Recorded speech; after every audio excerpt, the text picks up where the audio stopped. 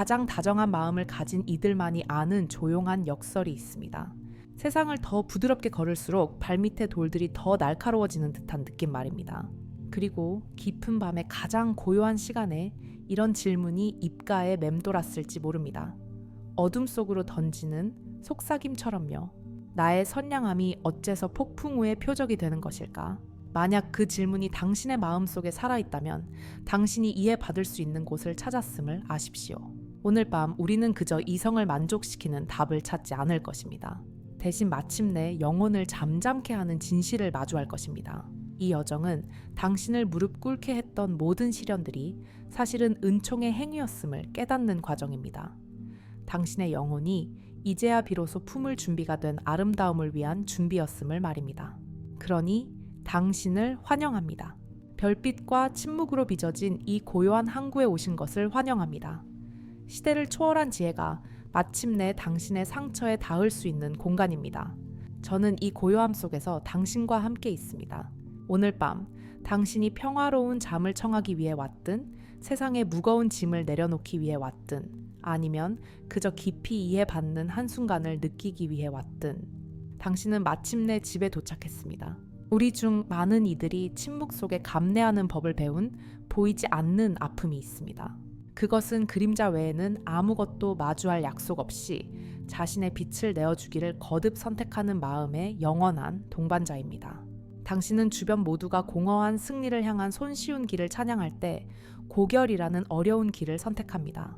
당신은 상처의 속도를 숭배하는 세상에서 인내를 신성한 연고처럼 내어줍니다. 당신은 수확의 한복도 바라지 않으며 다른 이들의 정원에 친절의 씨앗을 심습니다. 하지만 당신의 삶이라는 직물은 기이하고 완고한 저항으로 짜인 듯합니다.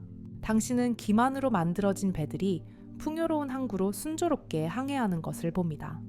반면 정직한 손으로 만든 당신의 초라한 배는 무자비한 폭풍에 휩쓸립니다.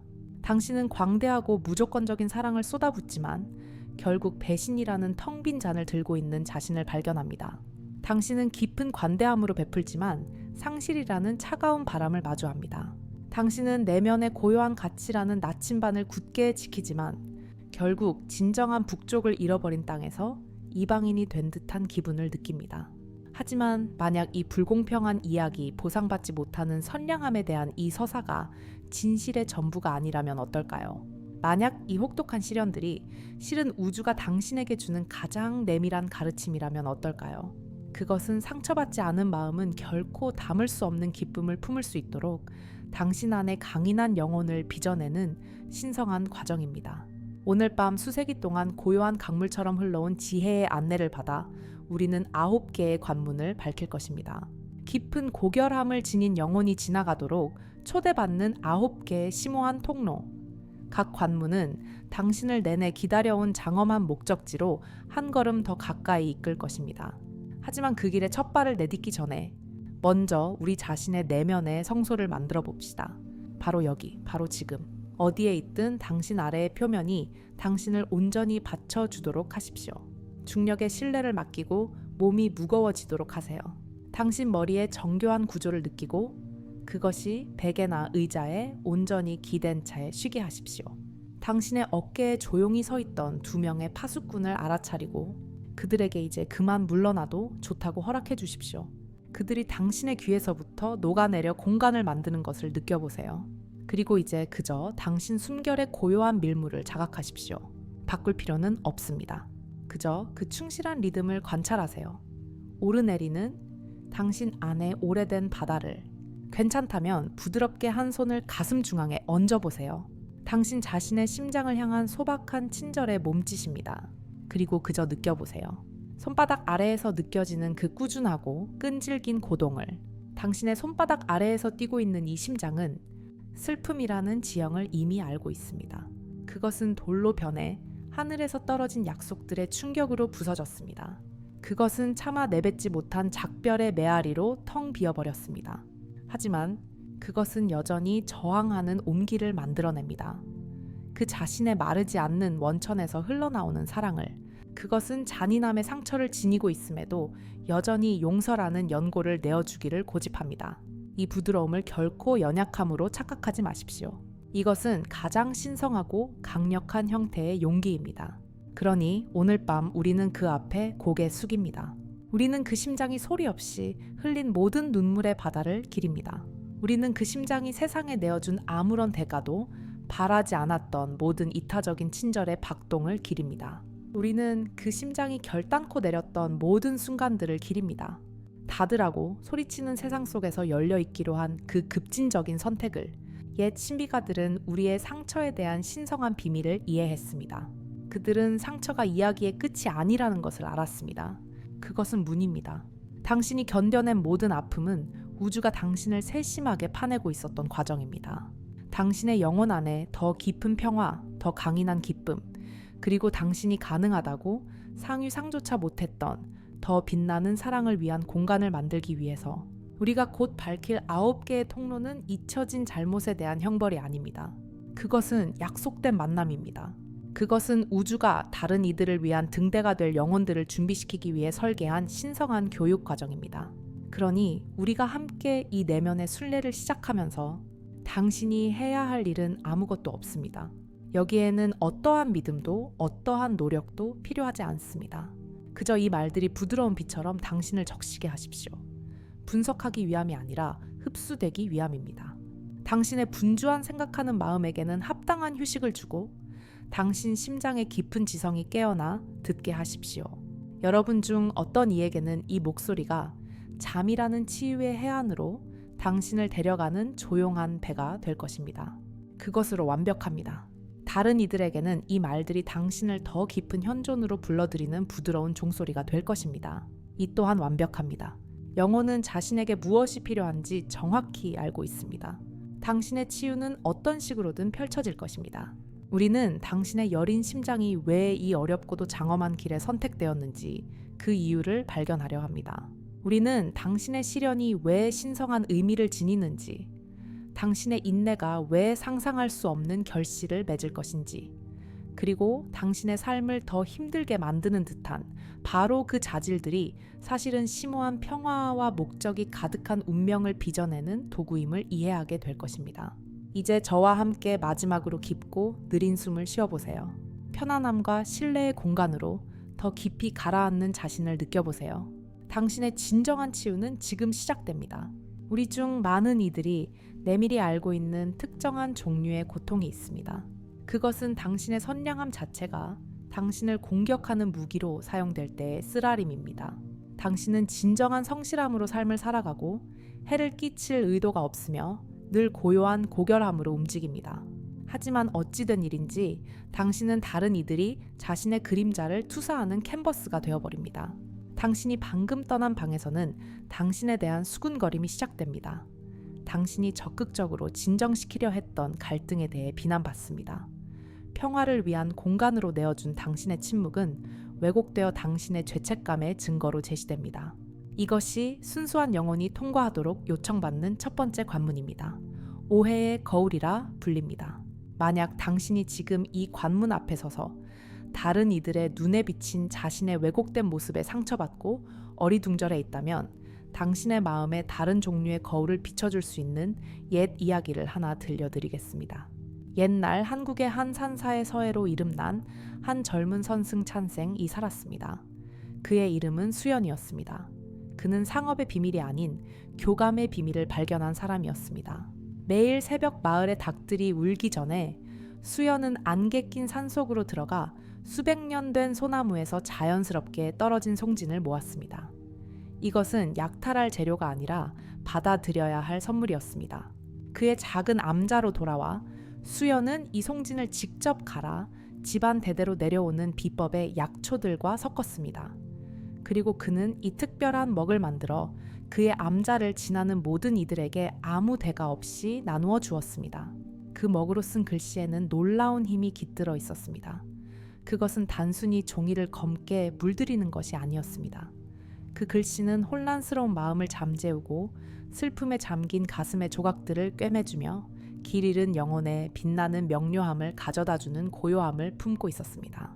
수연의 평화의 서예에 대한 소문은 연기처럼 부드럽게 퍼져나갔습니다. 곧 먼 지방에서부터 온갖 사람들이 전쟁에 지친 무인 야망에 짓눌린 상인 걱정에 잠 못 이루는 어머니들, 그의 소박한 암자로 순례를 오기 시작했습니다. 수연은 누구에게나 똑같이 소박한 합장으로 맞이했고 그의 눈에는 어떤 판단도 담겨 있지 않았습니다. 그는 그들의 슬픔에 대해 묻지 않았습니다. 그저 차 한 잔과 쉴 곳, 그리고 그들의 여정에 가져갈 그의 귀한 글씨 한 점을 내어줄 뿐이었습니다. 하지만 수연의 명성이라는 빛이 밝아질수록 그것은 다른 이들의 마음속에 길고 어두운 질투의 그림자를 드리우기 시작했습니다. 그 지방에서 가장 세력이 강한 인물은 도성의 큰 절주지인 원명대사였습니다. 그는 자신의 제국을 교묘한 수단과 위협, 그리고 다른 이들의 약점을 파고드는 것으로 쌓아 올린 인물이었습니다. 그는 자신의 권력이 아닌 순수함으로 존경받는 이의 존재를 견딜 수 없었습니다. 아무도 가치 있는 것을 대가 없이 내어주지 않는다. 원명은 그의 화려한 처소에서 측근들에게 단언하곤 했습니다. 그자는 사기꾼이다. 순진한 양의 탈을 쓴 교활한 여우일 뿐이야. 원은 독이 든 소문을 퍼뜨리기 시작했습니다. 그는 지방관의 수연이 분명 첩자이며 그의 서해로 사람들을 안심시킨 뒤 무언가 꾸미고 있다고 속삭였습니다. 그는 다른 사찰의 승려들에게 수연이 숲의 정령들로부터 힘을 얻는 금지된 주술을 행하고 있다고 말했습니다. 그는 평민들에게 금옥에는 미묘한 독이 들어있어 사람들을 수연에게 의존하게 만들고 결국 어떤 사악한 음모를 위해 그의 생각 없는 추종자로 만들 것이라고 경고했습니다. 거짓말은 교묘했고 각 청중의 두려움에 맞춰져 있었습니다. 그리고 천천히 비극적으로 의심의 씨앗은 두려움이라는 비옥한 땅에서 싹트기 시작했습니다. 한때 위안을 얻기 위해 수연을 찾았던 마을 사람들은 이제 그의 암자를 피하기 위해 길을 건너갔습니다. 그들은 논란의 중심에 선 사람과 연관되는 것을 두려워했습니다. 하지만 가장 파괴적인 배신은 수연이 전혀 예상하지 못했던 곳에서 왔습니다. 몇 달 동안 아이를 잃은 슬픔에 마음이 산산조각 났던 젊은 여인 연희가 자주 암자를 찾았습니다. 수연의 온화한 존재감과 그의 글씨가 주는 고요한 평화는 그녀가 슬픔의 바다에 빠져 죽지 않도록 버텨준 유일한 것이었습니다. 그녀는 그를 생명줄처럼 설명할 수 없는 위안의 원천으로 여기게 되었습니다. 원의 하수인들이 그녀에게 접근하여 그녀의 취약함을 파고들자 슬픔에 잠긴 그녀의 마음은 마침내 그들의 독이 든 논리의 무게에 굴복하고 말았습니다. 왜 저렇게 친절할까? 그녀는 의심하기 시작했습니다. 아무것도 원하지 않으면서 이렇게 친절한 사람은 없었어. 이건 분명 속임수야. 믿기엔 너무 좋은 일이야. 어느 잿빛 바람 부는 아침 연희는 수연의 암자에 도착했습니다. 하지만 그녀는 위안을 위해 오지 않았습니다. 그녀는 대결을 위해 왔습니다. 용기를 얻은 마을 사람들이 멀리서 지켜보는 가운데 그녀는 수연 앞에 서서 두려움과 분노가 뒤섞인 떨리는 목소리로 말했습니다.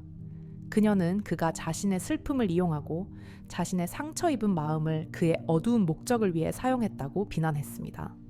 그녀는 그의 진짜 동기, 그의 친절에 대해 언젠가 치러야 할 대가를 알라고 요구했습니다. 군중 속 다른 이들도 분위기를 감지하고 가세했습니다.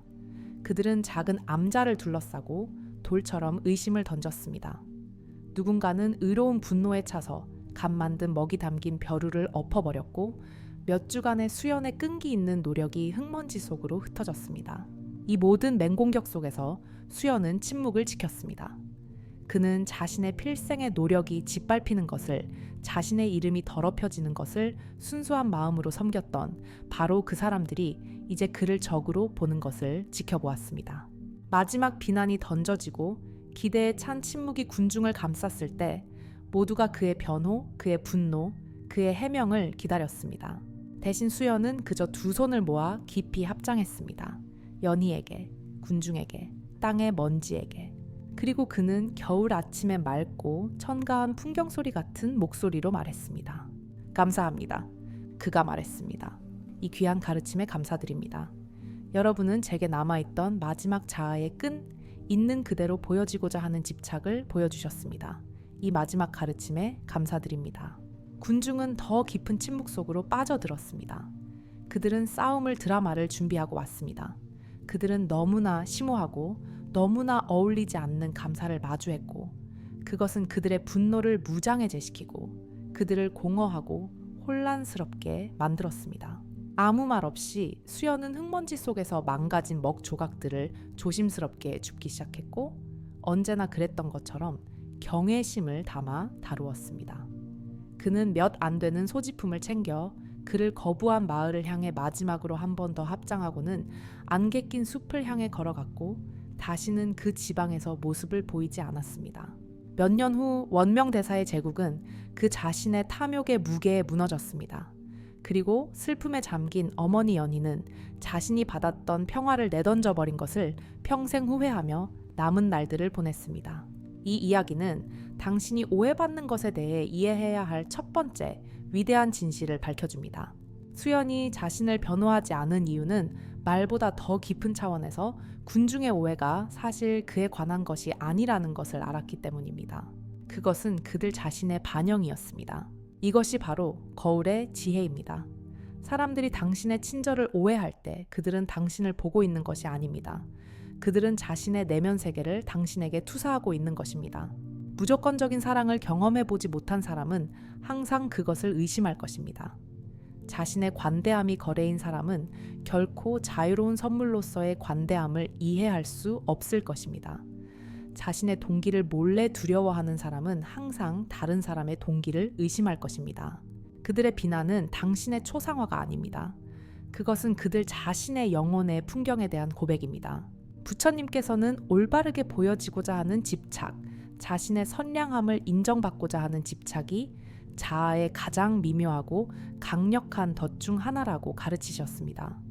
우리는 고귀한 이유로 다른 사람들에게 영감을 주기 위해 세상에 더 많은 친절을 장려하기 위해 이 인정을 원한다고 스스로에게 말합니다.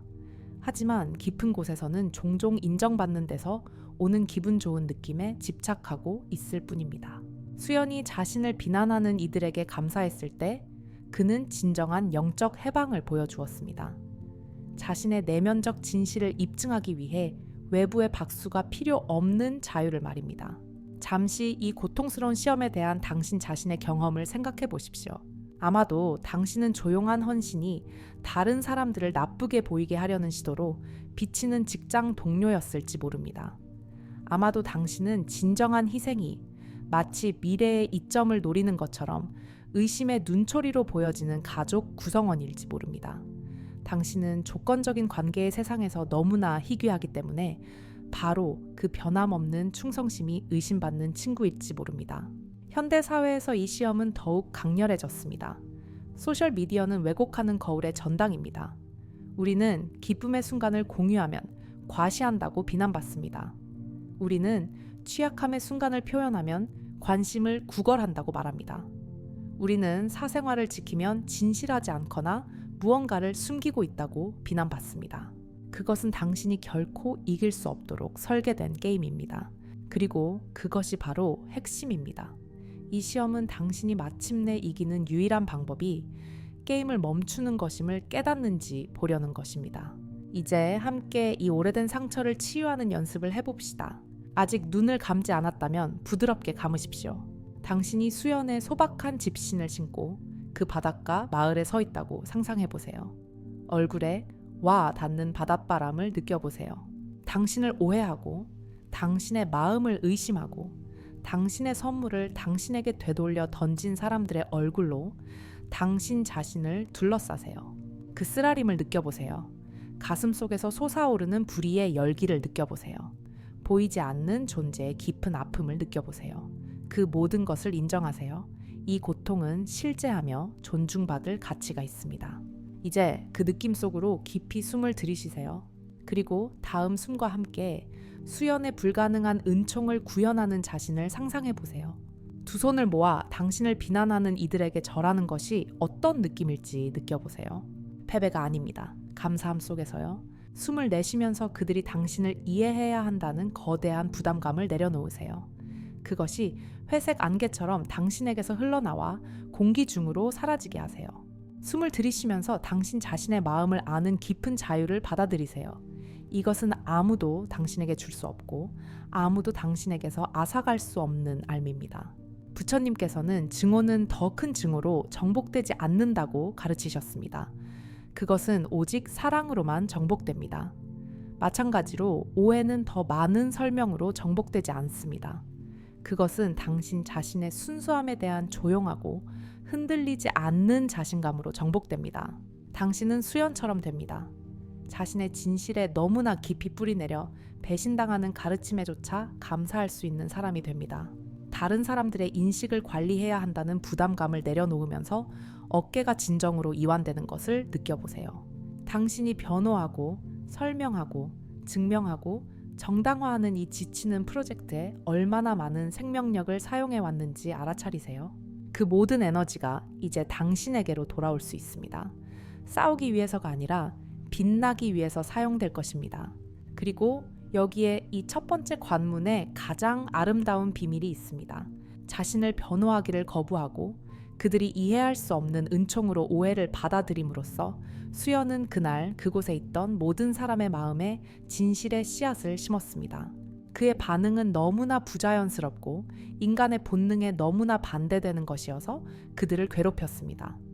몇 년 후 그들은 그의 그의 차분한 목소리, 그의 진정한 감사를 기억하게 될 것이고 그들은 자신들의 현실에 대해 의문을 제기하지 않을 수 없게 될 것입니다. 어떤 이들은 결국 자신들이 신성한 존재 앞에 서 있었다는 것을 깨닫고 남은 평생 동안 그와 같은 내면의 자유를 찾기 위해 노력할 것입니다. 이것이 첫 번째 시험을 통과하는 비밀의 힘입니다. 당신이 더 이상 이해받을 필요가 없을 때 당신은 진정으로 볼 준비가 된 사람들에게 신비롭게 매력적인 존재가 됩니다. 당신이 다른 사람들의 의견이라는 무게를 내려놓을 때 당신은 비상할 수 있는 가벼움을 얻습니다. 당신은 수연의 오래된 숲속 안개처럼 됩니다. 잡을 수 없고 담을 수 없지만 모든 것을 부드럽고 치유하는 축복으로 어루만집니다. 첫 번째 관문은 이제 사라지고 있습니다. 그리고 그것은 당신을 더 가볍고 더 넓고 더 자유롭게 남겨둡니다. 오해가 다시 당신을 찾아올 때 그리고 그럴 것입니다. 왜냐하면 당신은 종종 빛을 두려워하는 세상에서 진정한 사랑의 길을 걷고 있기 때문입니다. 당신은 수연의 저를 기억할 것입니다. 당신은 그들의 혼란이 당신의 짐이 아니라 그들의 교훈이라는 것을 기억할 것입니다. 그들의 두려움이 당신의 감옥이 아니라 그들의 스승이라는 것을 기억할 것입니다. 당신의 유일한 임무는 당신 자신의 존재라는 독특하고 치유적인 향을 계속해서 내어주는 것입니다.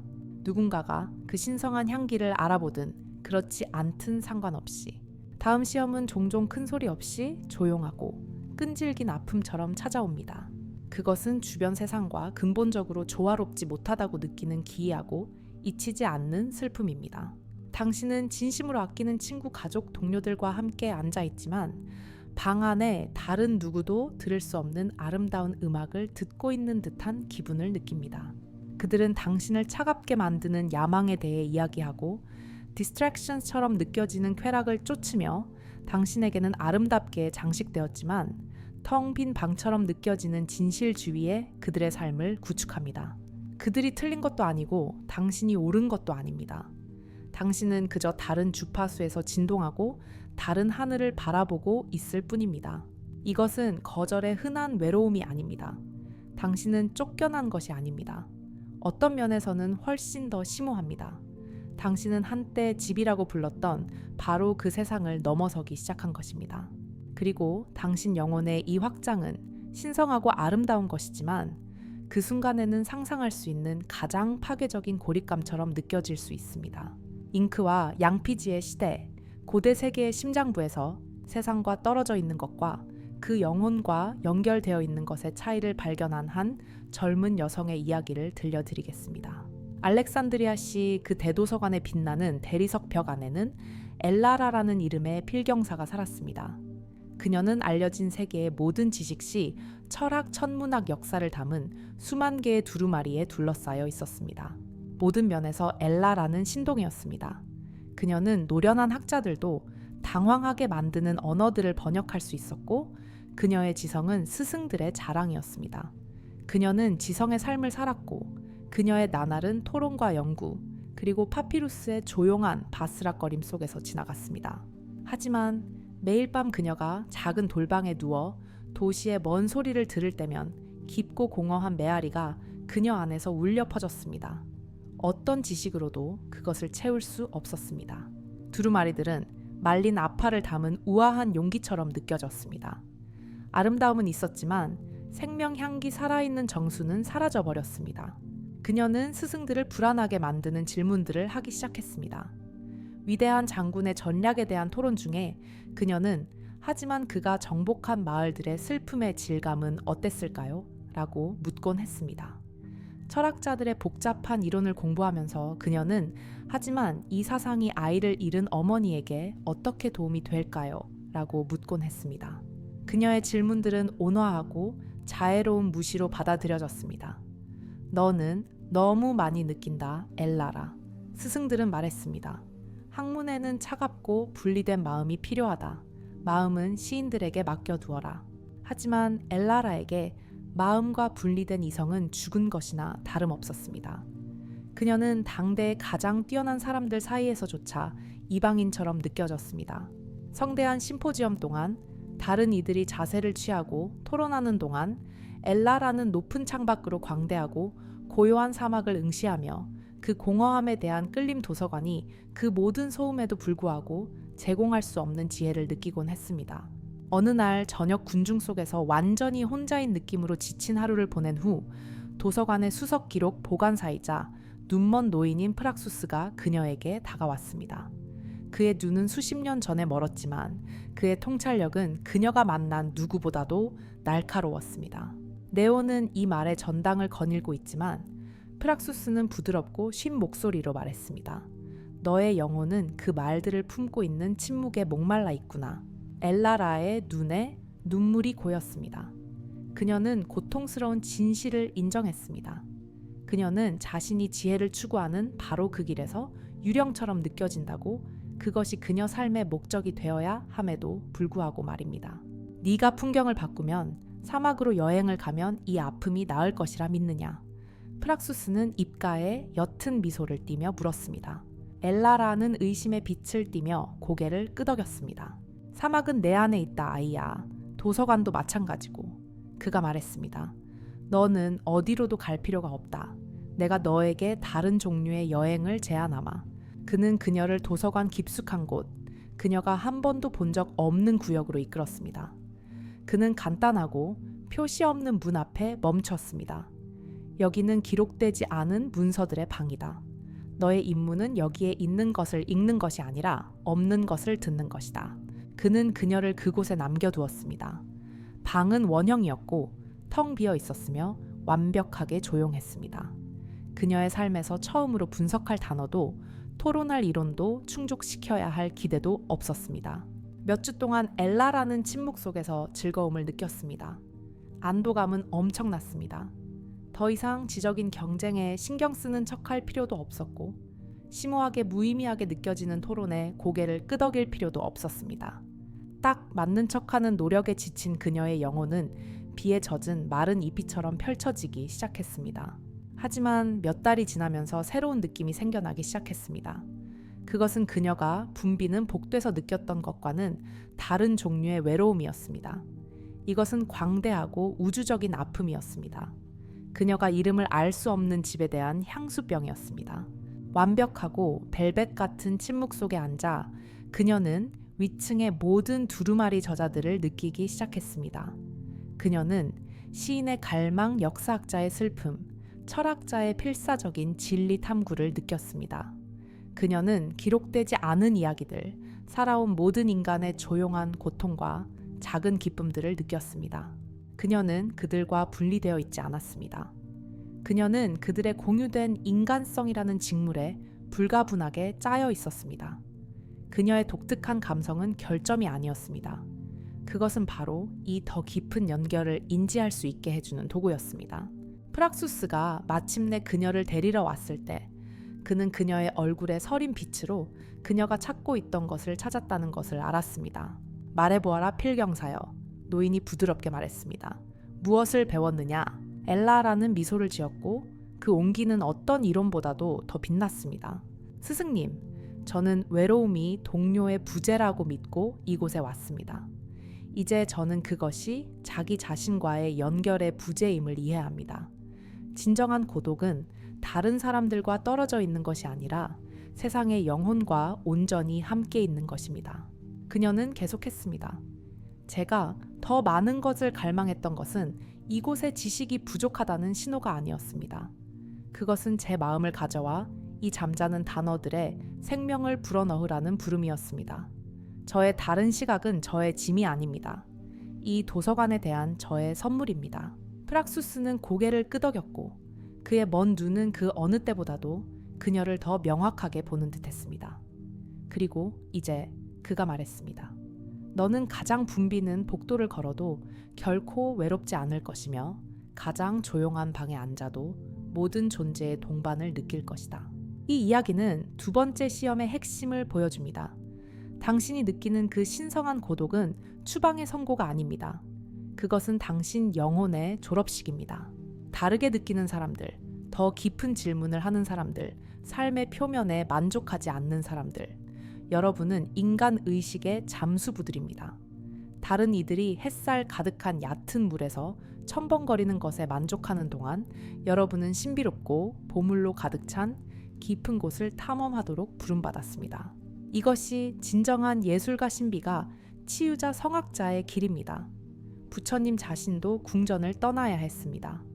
그곳 사람들을 미워해서가 아니라 그의 영혼이 그들이 살고 있는 편안한 대답들을 넘어섰기 때문입니다. 그의 다름에 대한 느낌은 궁극적으로 전 세계를 축복할 여정의 촉매제였습니다. 당신의 삶에서 이 시험은 수백 가지 미묘한 방식으로 나타날 수 있습니다. 당신은 파티에서 잡담이 육체적으로 지치는 사람일 수 있습니다.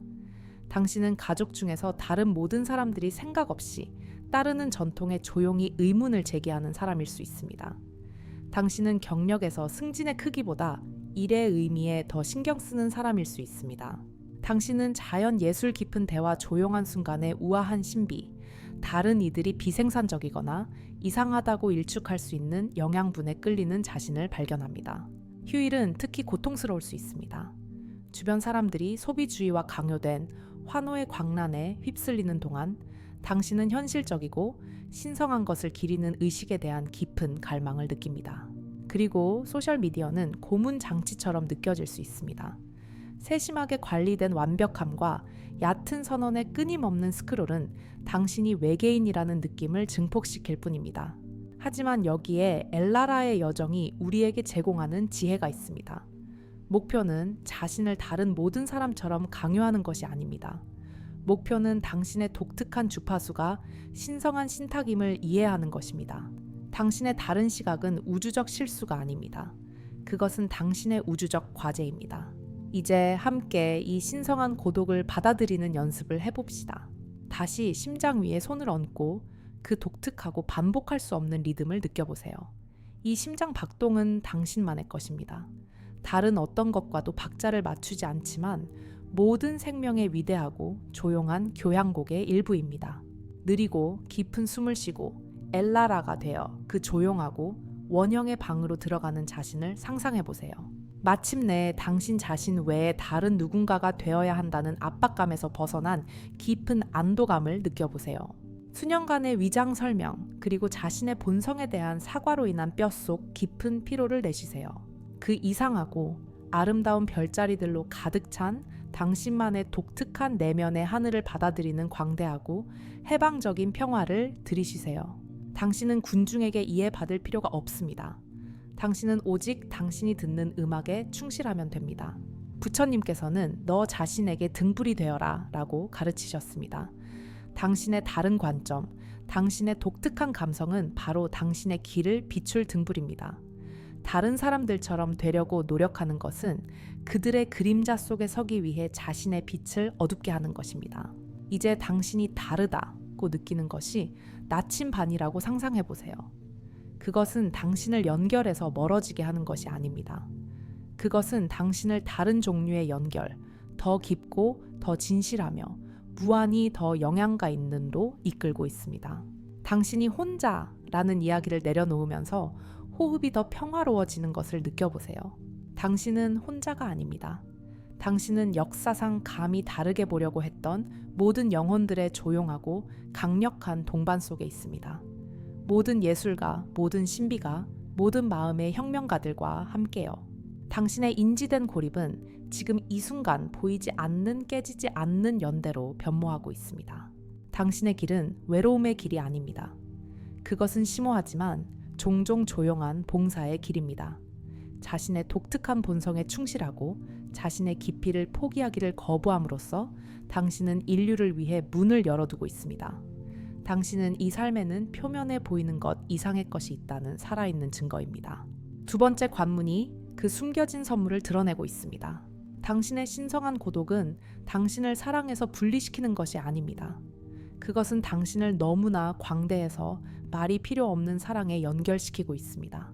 당신은 이상한 것이 아닙니다. 당신은 전문화된 것입니다. 당신은 길을 잃은 것이 아닙니다. 당신은 탐험하고 있는 것입니다.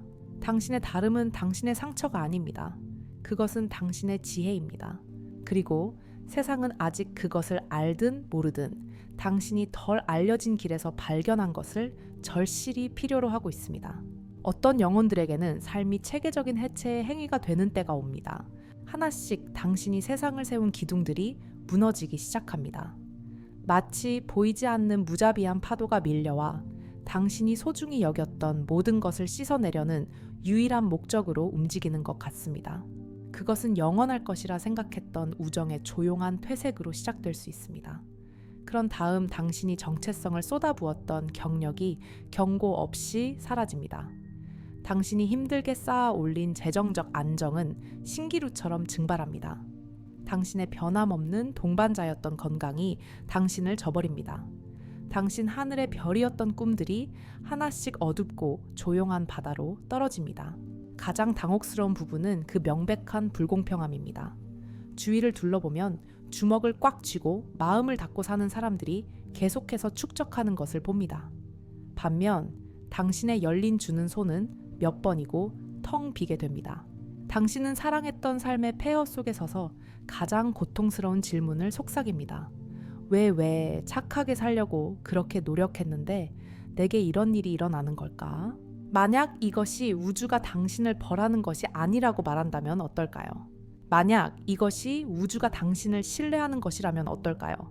당신에게 가장 심오하고 무서운 인문의식 중 하나인 신성한 내려놓음의 기술을 신뢰하는 것이라면요?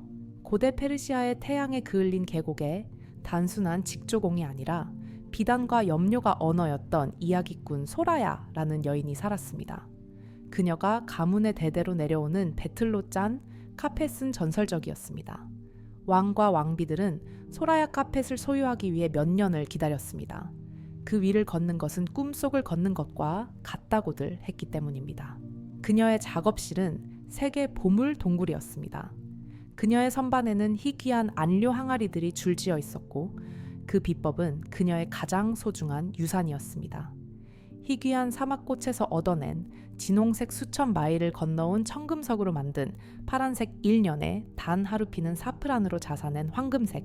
소라야의 삶은 그녀의 예술이었습니다. 그녀의 예술은 그녀의 삶이었습니다. 그녀는 유명했고 존경받았으며 안정적이었습니다. 그런데 해체가 시작되었습니다. 먼저 기이한 병충해가 진홍색 꽃밭을 먼지로 만들었습니다. 그런 다음 먼 나라의 전쟁이 그녀의 귀한 청금석 교역로를 막아버렸습니다. 작업실을 유지하기 위해 그녀는 할머니들의 이야기가 담긴 골동품 카펫 컬렉션을 팔아야 했습니다. 팔 때마다 영혼의 한 조각을 떼어내는 것 같았습니다. 마지막 타격은 전쟁이나 병충해가 아니라 하늘 그 자체에서 왔습니다. 아무도 본 적 없는 폭풍이 마을 옆에 마른 강바닥을 격렬한 갈색 급류로 바꾸어 놓았습니다. 홍수는 그녀의 작업실을 휩쓸었고 고대에 대체할 수 없는 배틀을 산산조각 냈으며 마지막 남은 안료, 항아리 실타래, 그녀가 그린 모든 도안을 씻어가 버렸습니다. 물이 빠졌을 때 소라야는 폐허 속에 서 있었습니다. 모든 것이 사라졌습니다. 그녀의 유산, 그녀의 생계, 그녀의 정체성 모두 두꺼운 조용한 무관심한 진흙 아래에 묻혔습니다. 그녀가 멍하고 공허하게 앉아있을 때 사막 부족의 한 늙은 유목민 여인 예언자가 그녀에게 다가왔습니다. 그녀의 이름은 자다였고 그녀의 얼굴은 소라야가 자신을 파괴했다고 생각한 바로 그 풍경의 지도였습니다. 자다는 자네를 본 다음 소라야의 텅 빈 손을 보았습니다. 그리고 그녀는 동정을 표하지 않았습니다. 그녀는 열쇠를 건넸습니다. 강물이 너의 아름다운 새장을 씻어갔구나. 노파는 마른 잎사귀 스치는 소리 같은 목소리로 말했습니다. 네가 이제 자유로워졌으니 어떤 새가 될지 궁금하구나. 그 말은 홍수의 힘만큼이나 강하게 소라야를 쳤습니다. 새장 그녀의 아름다운 작업실, 그녀의 유산, 그녀의 예술이 새장. 하지만 그녀가 진흙투성이의 텅 빈 손을 보았을 때 그녀는 이해했습니다. 그녀의 재능은 희귀한 염료에 있지 않았습니다. 그것은 고대의 배틀에 있지도 않았습니다. 그것은 심지어 화려한 카펫에 있지도 않았습니다. 그녀의 진정한 재능은 세상의 직물에 짜인 이야기들을 보고 그것을 시를 통해 번역하는 능력이었습니다. 그 재능은 그녀의 작업실이 아니라 그녀 안에 있었습니다. 홍수는 그녀의 보물을 훔쳐간 것이 아니었습니다. 그것은 그녀를 화려한 감옥에서 해방시킨 것이었습니다. 소라야는 자다와 함께 떠나 그녀의 유목 부족에 합류했습니다. 작고 휴대 가능한 배틀과 땅에 보잘것없는 뿌리와 광물로 염색한 소박한 양털을 사용하여 그녀는 다시 직조를 시작했습니다. 그녀의 새카펫은 궁전에 어울리지 않았습니다. 그것들은 더 작고 더 단순했으며 사막의 차분한 색조를 띠고 있었습니다. 하지만 그것들은 새로운 힘을 가졌습니다. 그것들은 고대 왕들의 이야기가 아니라 상실 강인함텅, 빈손의 무서운 은총에 대한 이야기를 했습니다. 그것들은 모든 것을 잃고 나서야 결코 잃을 수 없는 것을 발견한 한 여성의 이야기를 했습니다. 그리고 이 소박한 직물들은 그녀의 진정한 유산이 되었고 그녀의 왕실 카펫이 결코 이루지 못했던 깊이로 평범한 사람들의 마음에 와 닿았습니다. 홍수는 그녀의 파멸이 아니었습니다. 그것은 그녀의 구원이었습니다. 이것이 세 번째 관문의 심오한 미스터리입니다. 당신의 자아가 재앙적인 상실로 인식하는 것을 당신의 영혼은 급진적인 해방으로 인식합니다. 우주는 당신에게서 무언가를 빼앗아가는 것이 아닙니다. 그것은 당신이 아닌 모든 것을 제거하여 당신이 처음으로 남은 것을 볼 수 있도록 하는 것입니다. 그리고 남은 것은 당신의 파괴할 수 없는 정수입니다. 이것은 신성한 뺄셈의 과정입니다. 그것은 걸작이 아닌 모든 대리석 조각을 깎아내야 하는 조각가의 길입니다. 당신이 느끼는 고통은 끌소리입니다. 하지만 당신은 버려지는 돌이 아닙니다. 당신은 드러나는 조각상입니다. 당신의 삶에서 겪었던 큰 상실들을 생각해 보세요. 그토록 고통스럽게 끝난 그 관계. 아마도 그것은 당신이 자기 안에서 찾아야 할 온전함을 발견하는 것을 막고 있었을지 모릅니다. 무너져 내린 그 경력. 어쩌면 그것은 당신의 영혼이 실제로 하러 온 일을 하지 못하게 가두는 금박 새장이었을지 모릅니다. 사라져버린 그 재정적 안정. 아마도 그것은 당신의 영혼을 당신의 길을 가로막는 에너지와 가치에 묶어두고 있었을지 모릅니다. 부처님께서는 우리의 고통이 상실이라는 사실에서 오는 것이 아니라 집착이라는 행위에서 온다고 가르치셨습니다. 우리는 붙들고 움켜쥐고 모든 것이 그대로 있기를 고집하며 그렇게 함으로써 우리는 삶 자체에 자연스럽고 흐르는 은총에 저항합니다. 이제 함께 놓아줌의 지혜를 연습해 봅시다. 당신에게 여전히 날카로운 상처로 남아있는 상실을 떠올려 보세요. 사람 꿈 사라져버린 가능성. 그 상실의 이야기가 당신 몸 어디에 살고 있는지 느껴보세요. 목구멍의 답답함, 가슴의 통증, 배의 공허함. 잠시 그 감정과 함께 숨 쉬어보세요. 밀어내지 마세요. 이제 당신이 소라야가 되어 삶의 진흙투성이 폐허에 앉아있다고 상상해보세요. 부서진 배틀을 보세요. 축축한 흙냄새를 맡으세요. 완전한 공허함을 느껴보세요. 그리고 자다의 목소리가 당신에게 속삭이는 것을 들어보세요. 강물이 너의 아름다운 새장을 씻어갔구나. 네가 이제 자유로워졌으니 어떤 새가 될지 궁금하구나. 숨을 내쉬면서 천천히 부드럽게 손을 펴보세요. 손가락을 펴세요. 손바닥을 하늘로 향하게 하세요. 이 간단한 육체적 몸짓으로 당신은 우주에 당신이 기꺼이 놓아줄 의사가 있음을 알리고 있습니다. 과거의 슬픔을 내쉬세요. 미래의 조용하고 넓은 가능성을 들이쉬세요. 빼앗겼다는 이야기를 내쉬세요. 이 새로운 공허함이 무엇을 위한 공간을 만들지에 대한 호기심을 들이쉬세요. 이미 사라진 것을 움켜쥐기를 멈추면서 팔과 어깨에서 긴장이 풀리는 것을 느껴보세요. 주먹을 쥐는데 얼마나 많은 에너지가 드는지, 그리고 편손은 얼마나 수월한지 알아차리세요. 그 에너지가 이제 당신에게 돌아오고 있습니다. 당신은 소라야가 사막에서 배운 것을 발견하고 있습니다. 우주는 당신이 마침내 당신이 보물이라는 것을 깨닫도록 당신의 손에서 작은 보물들을 가져가야만 했습니다. 이 관문은 당신에게 피리의 비밀을 가르치고 있습니다. 피리는 속이 비어 있기 때문에 아름다운 음악을 만들 수 있습니다. 그것은 텅 비어 있습니다. 당신의 상실은 벌이 아니었습니다. 그것은 속을 비우는 과정이었습니다. 신성한 준비였습니다. 당신은 슬픔으로 준비되지 않은 마음을 산산조각 낼 만큼 거대한 은총을 받을 수 있는 그릇으로 만들어지고 있습니다. 세 번째 관문은 빼앗긴 것에 관한 것이 아닙니다. 그것은 주어지는 것에 관한 것입니다. 그리고 주어지는 것은 텅 빈 손에 자유 열린 마음의 지혜, 그리고 당신의 가장 위대한 창조물이 당신이 가졌던 것에서가 아니라 그것이 없는 상태에서 당신이 무엇이 되었는가에서 태어날 것이라는 장엄하고 무섭고 아름다운 가능성입니다. 낯선 이의 경멸보다 더 깊이 배는 고통이 있습니다. 어떤 물질적 파멸보다도 당신의 속을 더 비게 만드는 상실이 있습니다. 그것은 당신이 잡아본 손에 의해서만 전달될 수 있는 상처입니다.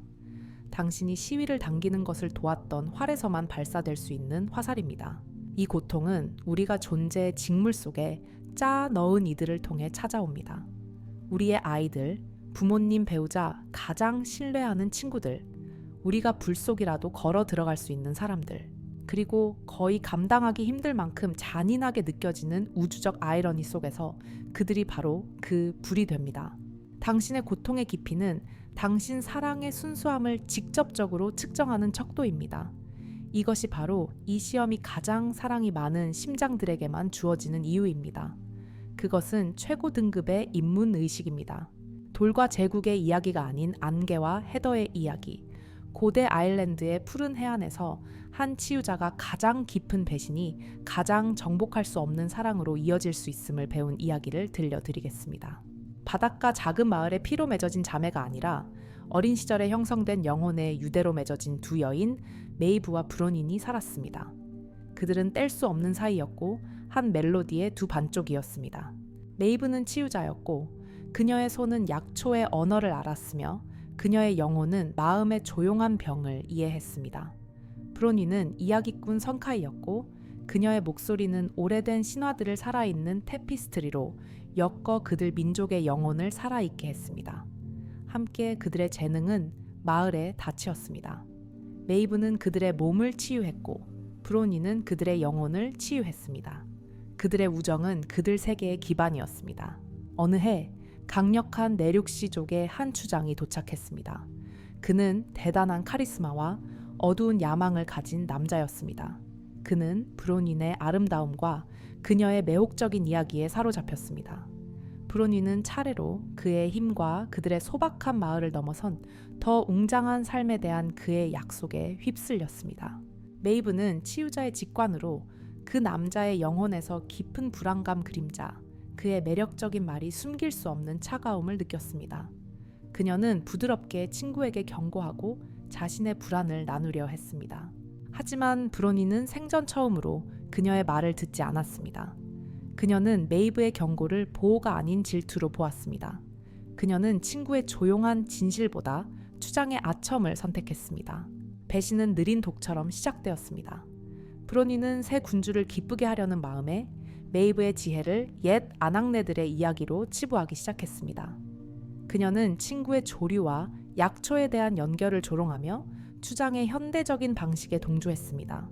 추장은 자신의 권력을 공고히 할 도구를 보고 마을의 이야기꾼인 브로닌을 이용하여 점차 치유자를 고립시키고 그녀의 방식이 더 이상 필요 없는 야만적이고 예측할 수 없는 여자로 묘사했습니다. 브로닌의 이야기에 항상 마음이 움직였던 공동체는 메이브에게서 멀어지기 시작했습니다. 마지막 화살은 길고 힘든 겨울 동안 발사되었습니다. 추장의 서툰 지도력은 끔찍한 기근으로 이어졌습니다. 마을이 절망에 빠지자 그들은 두려움과 분노를 항상 그들의 위안의 원천이었던 한 사람 메이브에게 돌렸습니다. 왜 그녀는 우리를 구하기 위해 그녀의 마법을 사용하지 않는가? 브로닌이 조용히 부채질한 이야기가 퍼지기 시작했습니다. 긴장된 마을 모임에서 브로닌은 실패한 추장 옆에서 자신의 위태로운 위치를 확보하기 위해 모든 사람 앞에서 자신의 다른 반쪽이었던 여인을 공개적으로 비난했습니다.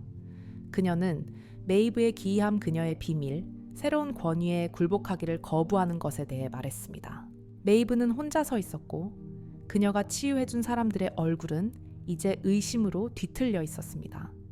그리고 불 건너편에서 그녀는 자신의 영혼을 가장 잘 아는 여인의 얼굴을 보았고 그녀의 목소리가 자신의 추방을 확정짓는 것을 들었습니다. 그녀는 바다 가장자리의 돌집으로 물러났고 파도의 포효는 그녀 안에 폭풍의 희미한 메아리였습니다. 그 깊은 어둠 속에서 그녀는 익숙한 분노의 불길 의로운 분노를 찾았습니다. 하지만 그녀는 그것을 찾을 수 없었습니다. 그녀가 찾은 것은 바다 그 자체처럼 느껴지는 광대한 슬픔뿐이었습니다. 그리고 그 슬픔의 깊은 곳에서 파괴적인 깨달음이 떠올랐습니다. 그녀가 순수하다고 믿었던 브로닌에 대한 그녀의 사랑은 말하지 않은 계약과 얽혀 있었습니다. 브로닌이 항상 그녀를 보고 항상 그녀를 선택하고 항상 그녀 자신의 충성심을 반영해 줄 것이라는 조용한 기대. 그녀는 충격적으로 그녀의 사랑이 부분적으로는 진정으로 혼자가 되는 공포에 대한 아름답고 금박을 입힌 방패였다는 것을 깨달았습니다. 시험은 그녀는 갑자기 이해했습니다. 브로닌의 배신이 아니었습니다.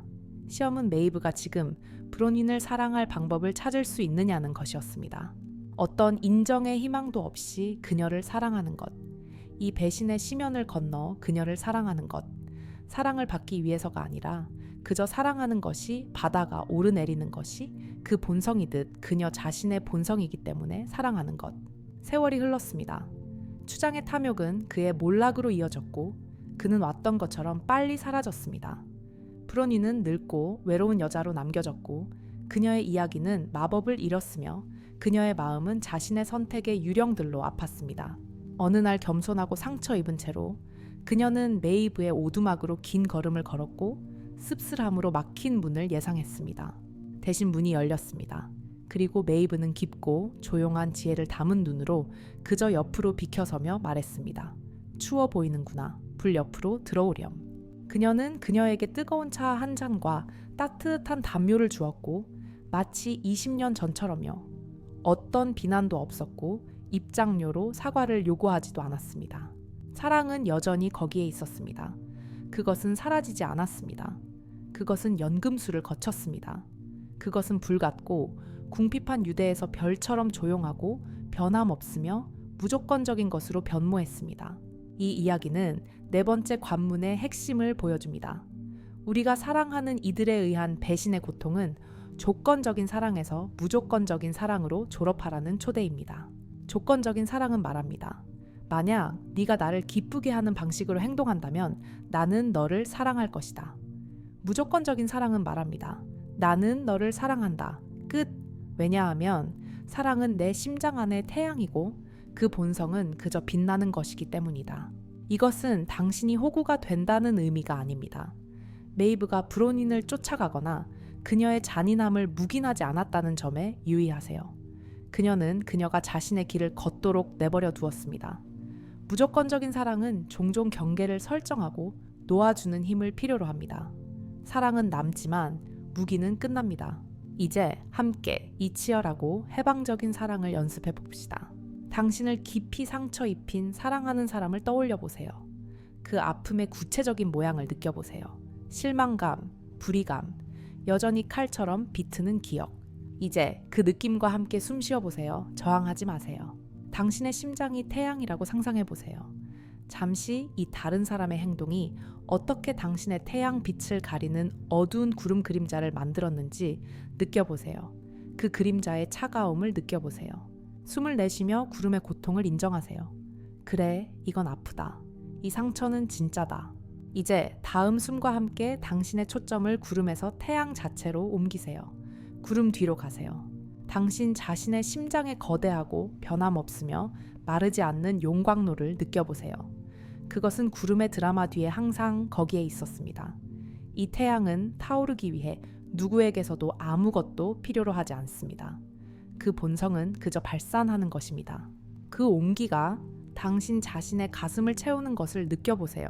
그리고 이제 이 마르지 않는 자원의 자리에서 그 온기의 한 줄기 부드러운 빛을 바깥으로 보내는 것을 상상해 보세요. 자격 있는 사람들에게만이 아니라 모든 방향으로요. 그 빗줄기가 조건 없이 당신을 상처 입힌 사람을 어루만지게 하세요. 이것은 그들을 위한 것이 아닙니다. 당신은 그들의 행동을 용납하는 것이 아닙니다. 이것은 당신을 위한 것입니다. 당신은 당신의 사랑하는 능력이 그들의 해치는 능력보다 더 강력하다고 선언하고 있습니다. 당신은 그들이 당신의 내면 날씨에 대해 가졌던 힘을 되찾고 있습니다. 당신은 그들의 행동이 당신의 태양을 돌로 바꾸는 것을 허용하지 않기로 결정하고 있습니다. 그들을 당신을 행복하게 만들고 항상 당신의 필요를 충족시키고 결코 당신을 실망시키지 않는 불가능한 일에서 해방시키면서 호흡이 깊어지는 것을 느껴보세요. 네 번째 관문이 그 심오한 선물을 드러내고 있습니다. 당신이 사랑하는 사람에게 상처 입는 고통을 통해 당신은 상처 입을 수 없는 사랑을 발견하고 있습니다. 보답에 의존하지 않는 사랑, 거래가 아닌 전송인 사랑, 당신이 얻는 것이 아니라 당신이 존재하는 것인 사랑, 그리고 당신이 사랑 존재라는 것을 발견할 때 사랑 그 자체가 당신의 파괴할 수 없는 피난처가 됩니다. 당신은 더 이상 다른 사람의 선택의 희생자가 아닙니다. 왜냐하면 당신의 행복이 더 이상 그들의 손에 달려있지 않기 때문입니다. 당신은 자유롭습니다. 순수하고 장엄하며 두려움 없이 사랑할 수 있는 자유. 마치 별이 빛나는 것이 단지 그것이 창조된 목적이기 때문에 자유로운 것처럼요. 이 길을 걷는 영혼들에게 찾아오는 다른 모든 시험과는 다른 시험이 있습니다. 그것은 오해상실, 심지어 배신처럼 느껴지지 않습니다. 그것은 어둠 그 자체와의 대면처럼 느껴집니다. 당신은 아름다운 것을 파괴하는 데서 진정한 기쁨을 느끼는 듯한 개인이나 집단의 길에 서 있는 자신을 발견합니다. 그들은 당신의 친절을 선물이 아니라 이용할 취약점으로 봅니다.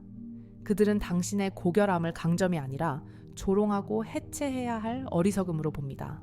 이들은 단순히 자신의 고통 속에서 당신에게 의도치 않게 해를 끼치는 상처 입은 사람들이 아닙니다. 이것은 다르게 느껴집니다. 이것은 악의처럼 느껴집니다. 당신의 빛을 끄려는 차갑고 의도적이며 체계적인 노력입니다. 이 시험을 영적으로 혼란스럽게 만드는 것은 이 개인들이 종종 이기고 있는 것처럼 보인다는 것입니다. 그들은 매력적이고 성공적이며 존경받습니다. 그들은 잔인함과 기만이라는 사다리를 타고 권력의 정상에 오르고 세상은 그들에게 보상하는 것 같습니다. 그리고 아무에게도 해를 끼치지 않고 오직 선을 창조하려는 당신은 표적이 된 무자비한 공격 아래에 있는 자신을 발견합니다. 이것이 가장 깊은 영적 의심이 뿌리 내릴 수 있는 순간입니다.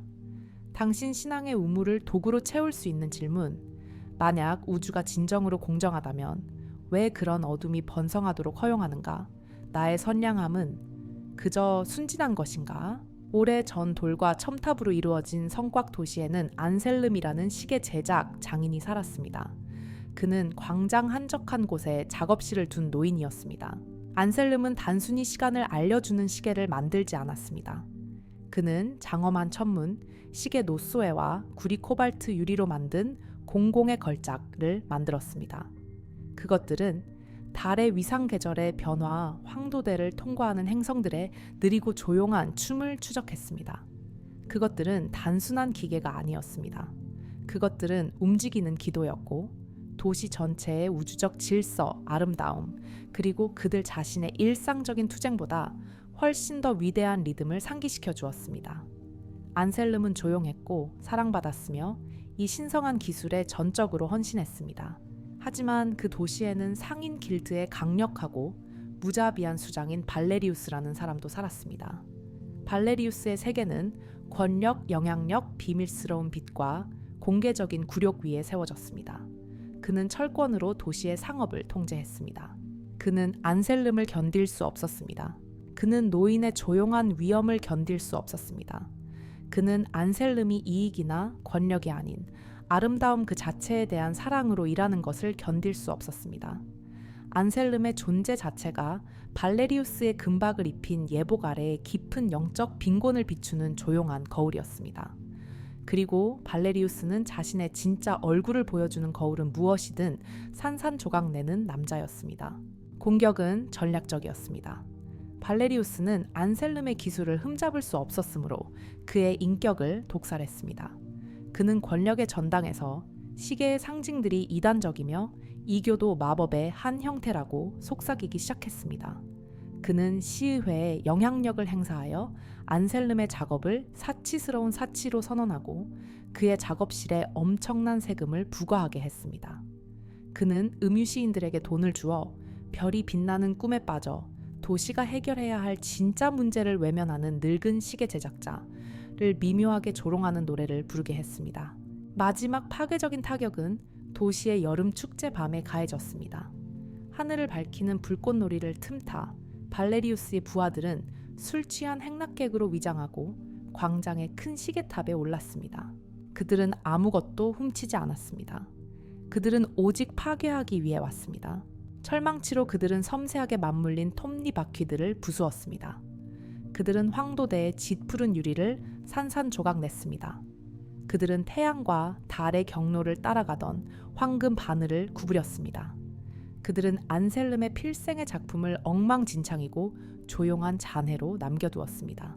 시계 밑에는 상인 길드의 표식이 선명하게 찍힌 무거운 망치 하나를 남겨두었습니다. 그것은 단순한 파괴 행위가 아니었습니다. 그것은 지배의 선언이었습니다. 안셀름은 새벽에 그 폐허를 발견했습니다. 광장 전체가 조용했습니다. 그가 위반 그의 아름다운 창조물의 부서진 얼굴을 올려다보았을 때 그가 처음 느낀 것은 슬픔이 아니라 차갑고 깨끗하며 집중된 분노였습니다. 그는 누가 이 일을 했는지 알았습니다. 그리고 도시 전체가 알았습니다. 사람들은 모여들었고 대결을 예상했습니다. 그들은 안셀름이 시의회에 가서 그의 도덕적 권위를 사용하여 정의를 요구하고 정치와 권력의 무대에서 발레리우스와 싸울 것이라고 기대했습니다. 잠시 동안 안셀름은 바로 그렇게 하고 싶은 강력한 유혹을 느꼈습니다. 자신이 쌓아온 호의를 이용하여 자신의 작품을 파괴한 남자를 파괴하고 싶은 유혹. 하지만 그때 그는 아무도, 특히 발레리우스는 예상하지 못했던 선택을 했습니다. 그는 작업실로 돌아가 문을 걸어 잠그고 7일 동안 나오지 않았습니다. 그 자발적인 침묵 속에서 그는 자신의 분노의 영혼과 씨름했습니다. 그는 깊은 깨달음에 이르렀습니다.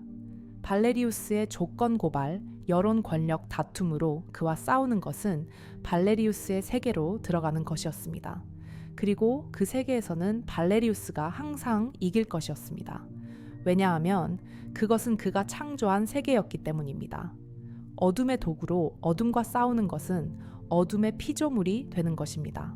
그는 발레리우스가 힘이 있어서 시계를 파괴한 것이 아니라 무서운 약점 때문에 파괴했다는 것을 이해했습니다. 그는 자신이 통제하거나 이해할 수 없는 선량함의 조용한 빛을 너무나 두려워한 나머지 그것을 반영하는 대상을 부수려 했던 남자였습니다. 안셀름의 목적은 그림자와 싸우는 것이 아니었습니다. 그의 목적은 빛을 창조하는 것이었습니다. 그가 마침내 작업실에서 나왔을 때 그는 시의회에 가지 않았습니다. 그는 길고 힘든 대형 시계 수리 작업을 시작하지 않았습니다. 대신 그는 새로운 작업을 시작했습니다. 그는 광택을 낸 나무와 노쇠로 수백 개의 작고 단순하며 아름다운 휴대용 해시계를 만들기 시작했습니다. 그리고 그는 그것들을 하나씩 도시의 아이들에게 나누어 주었습니다. 그는 그들에게 단지 도구를 준 것이 아니었습니다. 그는 그들을 가르쳤습니다. 그는 그들에게 북쪽을 찾는 법을 가르쳤습니다. 그는 그들에게 그림자를 읽는 법을 가르쳤습니다. 그는 그들에게 길드장이 세금을 매기거나 방해하거나 파괴할 수 없는 빛과 진리의 원천인 태양으로부터 직접 자신의 방향을 찾는 법을 가르쳤습니다. 몇 년 후 발레리우스의 기만적인 거미줄은 스스로 무너졌고 그는 불명예스럽게 도시에서 쫓겨났습니다.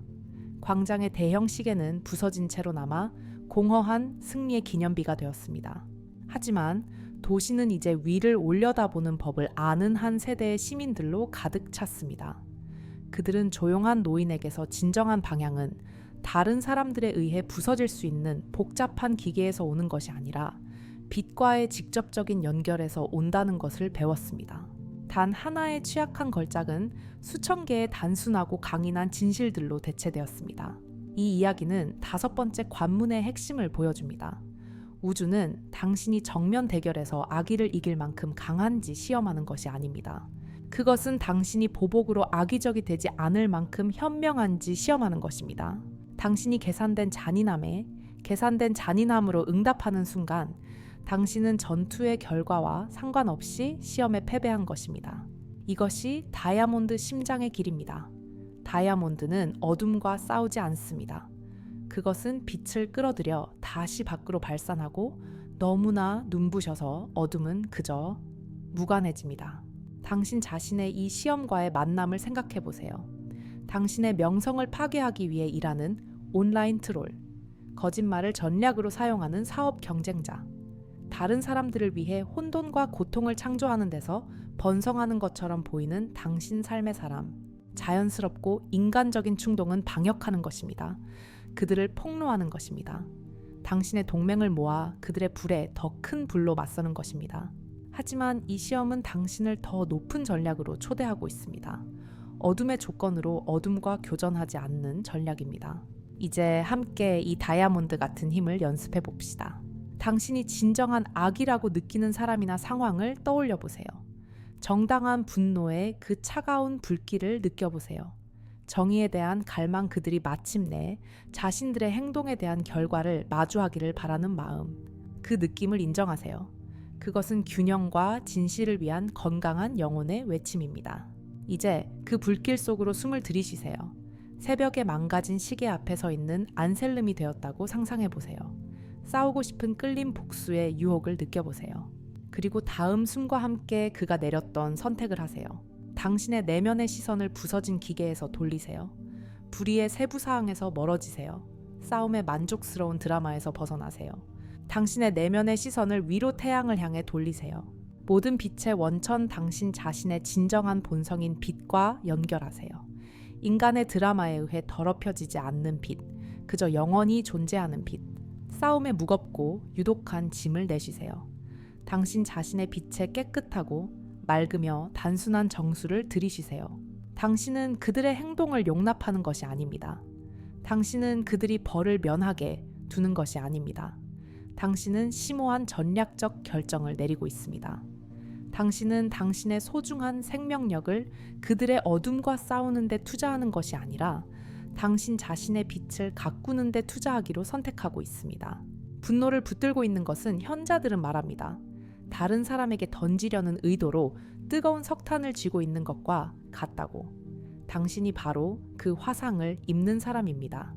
뜨거운 석탄을 떨어뜨리면서 당신의 영혼이 이완되는 것을 느껴보세요.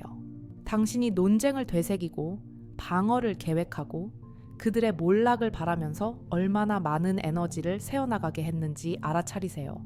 그 모든 에너지는 이제 회수될 수 있습니다. 파괴하기 위해서가 아니라 창조하기 위해서 사용될 것입니다. 마치 안셀름이 하나의 폐허에서 수천 개의 새로운 진실을 창조했듯이요. 5번째 관문이 그 숨겨진 힘을 드러내고 있습니다. 당신은 악에 직면하여 약해지는 법을 배우는 것이 아닙니다. 당신은 악이 이해하거나 이길 수 없는 방식으로 강력해지는 법을 배우고 있습니다. 당신의 선량함은 당신이 휘두를 무기가 아닙니다. 그것은 당신이 거주할 존재의 상태입니다. 그리고 존재의 상태는 패배할 수 없고 오직 버려질 수 있을 뿐입니다. 이 시험은 우주가 당신에게 가장 직접적인 방식으로 묻고 있는 것입니다. 당신은 세상에서 보는 어둠 때문에 당신 자신의 빛을 버릴 것인가? 아니면 그 어둠 때문에 그에 맞서서가 아니라 바로 그 때문에 당신 자신이 훨씬 더 의식적이고 헌신적이며 흔들리지 않는 빛의 원천이 되기로 선택할 것인가? 선한 사람의 뼛속에 자리 잡을 수 있는 특별한 종류의 필요가 있습니다. 온 마음을 다해 경주를 달리지만 거의 노력하지 않는 것처럼 보이는 다른 사람들이 손쉽게 결승선을 통과하는 것을 지켜보는 데서 오는 영적인 피로입니다. 당신은 성실하게 일하고 고결하게 창조하며 인내심 있는 손으로 사랑합니다.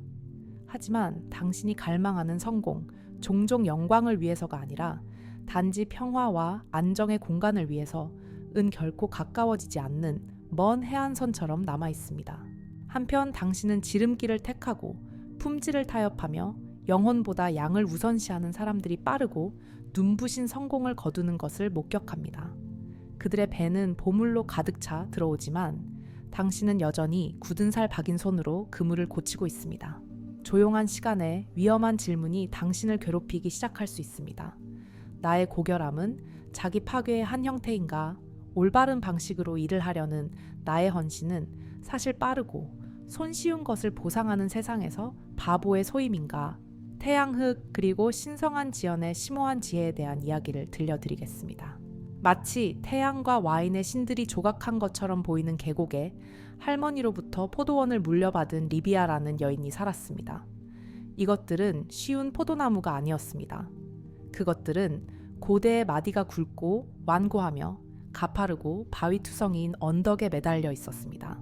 그녀의 할머니는 그녀에게 느린 예술을 가르쳤습니다. 포도나무의 소리를 듣고 화학 물질을 사용하지 않으며 줄 사이에서 자라는 야생 허브를 존중하고 아픈 정밀함으로 가지를 치고 다른 포도원들이 수확한 지 한참 지난 후에도 포도가 진정으로 준비되었다는 신호를 보낼 때까지 항상 기다리는 것. 리비아는 이 완고한 포도나무들이 초월적인 깊이의 와인을 만들 잠재력을 가지고 있다고 믿으며 이 실천에 평생을 바쳤습니다. 계곡 아래 평평하고 쉬운 땅에서는 마르코라는 젊은이가 상업적인 안목으로 와이너리를 운영했습니다. 그는 현대적이고 공격적인 방법을 사용했고 포도를 부풀리기 위해 심하게 관계했으며 최대 톤수를 위해 일찍 수확했습니다. 그의 와인은 단순하고 과일 맛이 나며 엄청난 인기를 끌었습니다. 그는 부자가 되고 유명해졌고 축제에서 그의 이름이 찬양받았지만 리비아는 매년 간신히 손익분기점을 맞추기 위해 싸웠고 그녀의 작고 귀한 수확량은 그의 것에 비하면 보잘것없었습니다. 10번째 해는 거의 그녀의 마지막이 될 뻔했습니다. 그녀의 얼굴에 걱정의 주름을 새긴 10년의 헌신 끝에 잔인하고 빠른 늦서리가 그녀의 섬세하고 늦게 익는 작물의 대부분을 손상시켰습니다. 그날 저녁 상심한 그녀는 계곡이 내려다 보이는 언덕에 서 있었습니다. 그녀는 마르코의 웅장한 빌라의 불빛을 볼 수 있었고 멀리서 들려오는 웃음과 축하의 소리를 들을 수 있었습니다. 그는 또 다른 기록적인 해를 축하하고 있었습니다. 그리고 그 순간 리비아는 그녀 신앙의 기초가 금이 가는 것을 느꼈습니다. 그녀는 할머니의 지혜를 의심했습니다. 그녀는 자신의 정신을 의심했습니다. 그녀는 마르코의 편리한 평범함을 보상하면서 그녀의 끈기 있는 헌신을 벌하는 우주를 의심했습니다. 그녀가 항복 직전의 상태로 서 있을 때 황혼 속에서 한 인물이 나타나 언덕을 천천히 올라왔습니다. 그녀는 전설적인 와인 시음가인 소피아였습니다. 그녀의 미각은 와인 속의 흙과 태양뿐만 아니라 그것을 만든 사람의 영혼까지 감지할 수 있다고들 했습니다. 소피아는 몇 년 동안 계곡에서 모습을 보이지 않았습니다. 리비아는 자신의 빈약하고 서리에 맞은 수확물에 당황하며 사과하기 시작했습니다. 하지만 소피아는 손을 들어 막았습니다. 나는 당신의 와인을 맛보고 싶지 않소. 그녀는 조용하고 맑은 목소리로 말했습니다. 나는 당신의 가장 완고한 포도나무에서 딴 포도 한 알을 맛보고 싶소. 리비아는 그녀를 위해 하나를 땄습니다. 소피아는 작고 검은 포도를 입에 넣고 눈을 감고 완전히 고요해졌습니다. 몇 분의 긴 시간이 흘렀습니다. 그녀가 마침내 입을 열었을 때 그녀는 과일이나 설탕에 대해 말하지 않았습니다. 그녀가 속삭였습니다. 알겠소? 이 계곡의 다른 사람들은 와인을 키우지만 당신은 테루아를 키우고 있소. 당신은 이 어려운 땅의 영혼을 가꾸고 있소. 그것은 훨씬 느린 예술이요. 그녀는 우주적 이해를 담은 눈으로 리비아를 보았습니다. 당신의 이웃은 그녀는 언덕 아래를 가리키며 말했습니다. 얕은 우물을 파오. 그는 땅에 손쉬운 표면적인 단물을 퍼올리오. 그것은 시끄럽고 인기가 있으며 흔한 갈증을 해소해 주오. 하지만 그의 와인에는 이야기가 없소. 당신은 소피아는 조용한 강렬함이 더해진 목소리로 계속했습니다. 당신의 포도나무에 쉬운 물을 주기를 거부함으로써 그들의 뿌리가 힘든 일을 하도록 강요했소. 그들은 깊이 자랐고 점토를 지나 자갈을 지나 이 산의 고대 광물 심장부로 뒤틀며 내려갔소. 그들은 그가 결코 도달할 수 없는 원천에서 마시고 있소. 투쟁이 성격을 만드는 것이요, 고난이 깊이를 만드는 것이요. 리비아의 지친 눈에 새로운 빛이 밝아오기 시작했습니다. 당신의 일을 시장의 시계로 재지 마시오. 소피아가 조언했습니다. 당신은 포도나무의 시간에 맞춰져 있소. 이 세상에는 거대한 갈증이 오고 있소. 리비아. 쉬운 것이 아니라 진짜인 것에 대한 갈증, 진정성, 복잡성, 잔 속의 이야기에 대한 갈증. 그 갈증이 도착했을 때 그의 얕은 우물은 말라버릴 것이오. 하지만 당신의 깊고 숨겨진 비축량은 값을 매길 수 없을 것이오. 그 대화는 모든 것을 바꾸었습니다. 리비아는 자신의 투쟁을 실패의 신호가 아니라 깊이를 창조하는 과정의 필수적인 부분으로 보기 시작했습니다. 그녀의 지연된 성공은 벌이 아니었습니다. 그것은 심화 과정이었습니다.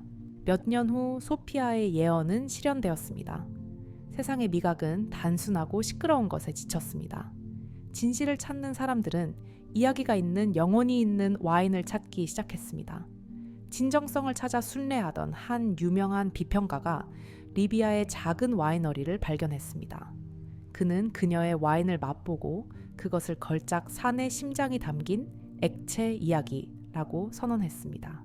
그녀의 작은 포도원은 그 지역에서 가장 존경받는 곳이 되었습니다. 그리고 자신의 길고 느린 숙성에 거의 부서질 뻔했던 리비아는 남은 평생 동안 새로운 세대의 와인 양조가들에게 가장 귀한 것은 서두를 수 없으며 가장 깊은 뿌리는 어려운 토양에서만 자란다는 느린 예술을 가르쳤습니다. 이것이 6번째 관문의 심오한 미스터리입니다. 당신의 자아가 불공평한 지연으로 해석하는 것을 당신의 영혼은 필요한 경작으로 이해합니다. 우주는 당신의 보상을 보류하는 것이 아닙니다. 그것은 당신의 성격이 아직 감당할 만큼 깊지 않은 성공으로부터 당신을 보호하고 있는 것입니다. 쉬운 성공은 종종 부서지기 쉽고 얕은 사람들을 만듭니다.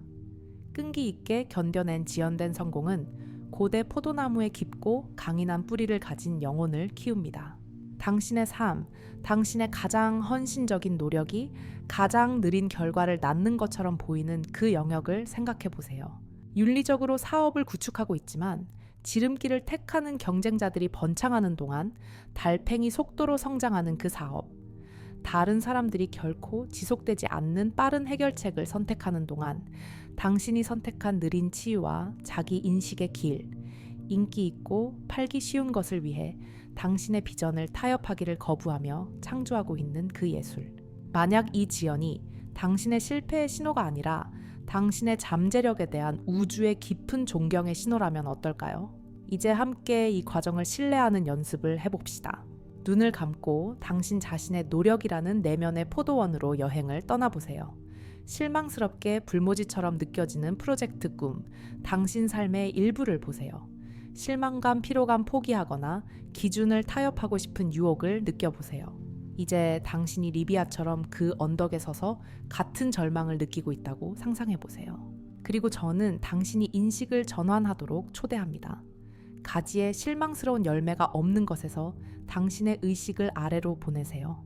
아래로, 포도나무 줄기를 통해 땅의 표면 아래로. 당신의 투쟁이 만들어내고 있는 강력하고 숨겨진 작업을 느껴보세요. 당신이 키워야만 했던 깊은 뿌리를 느껴보세요. 돌 주위를 뒤틀고 어둠을 뚫고 더 깊은 영향의 원천을 찾는 뿌리들. 당신이 대중의 시선에서 멀리 떨어진 곳에서 가꾸어 온 흔들리지 않는 힘을 느껴보세요. 인내, 강인함, 신념. 자아의 광적인 시간표를 내시세요. 영혼의 깊고 느리고 지질학적인 시간을 들이시세요. 외부의 인정을 받아야 한다는 필요성을 내쉬세요. 당신 자신의 깊어지는 힘에 대한 조용하고 견고한 앓을 들이쉬세요. 당신은 실패하고 있는 것이 아닙니다. 당신은 성숙하고 있는 것입니다.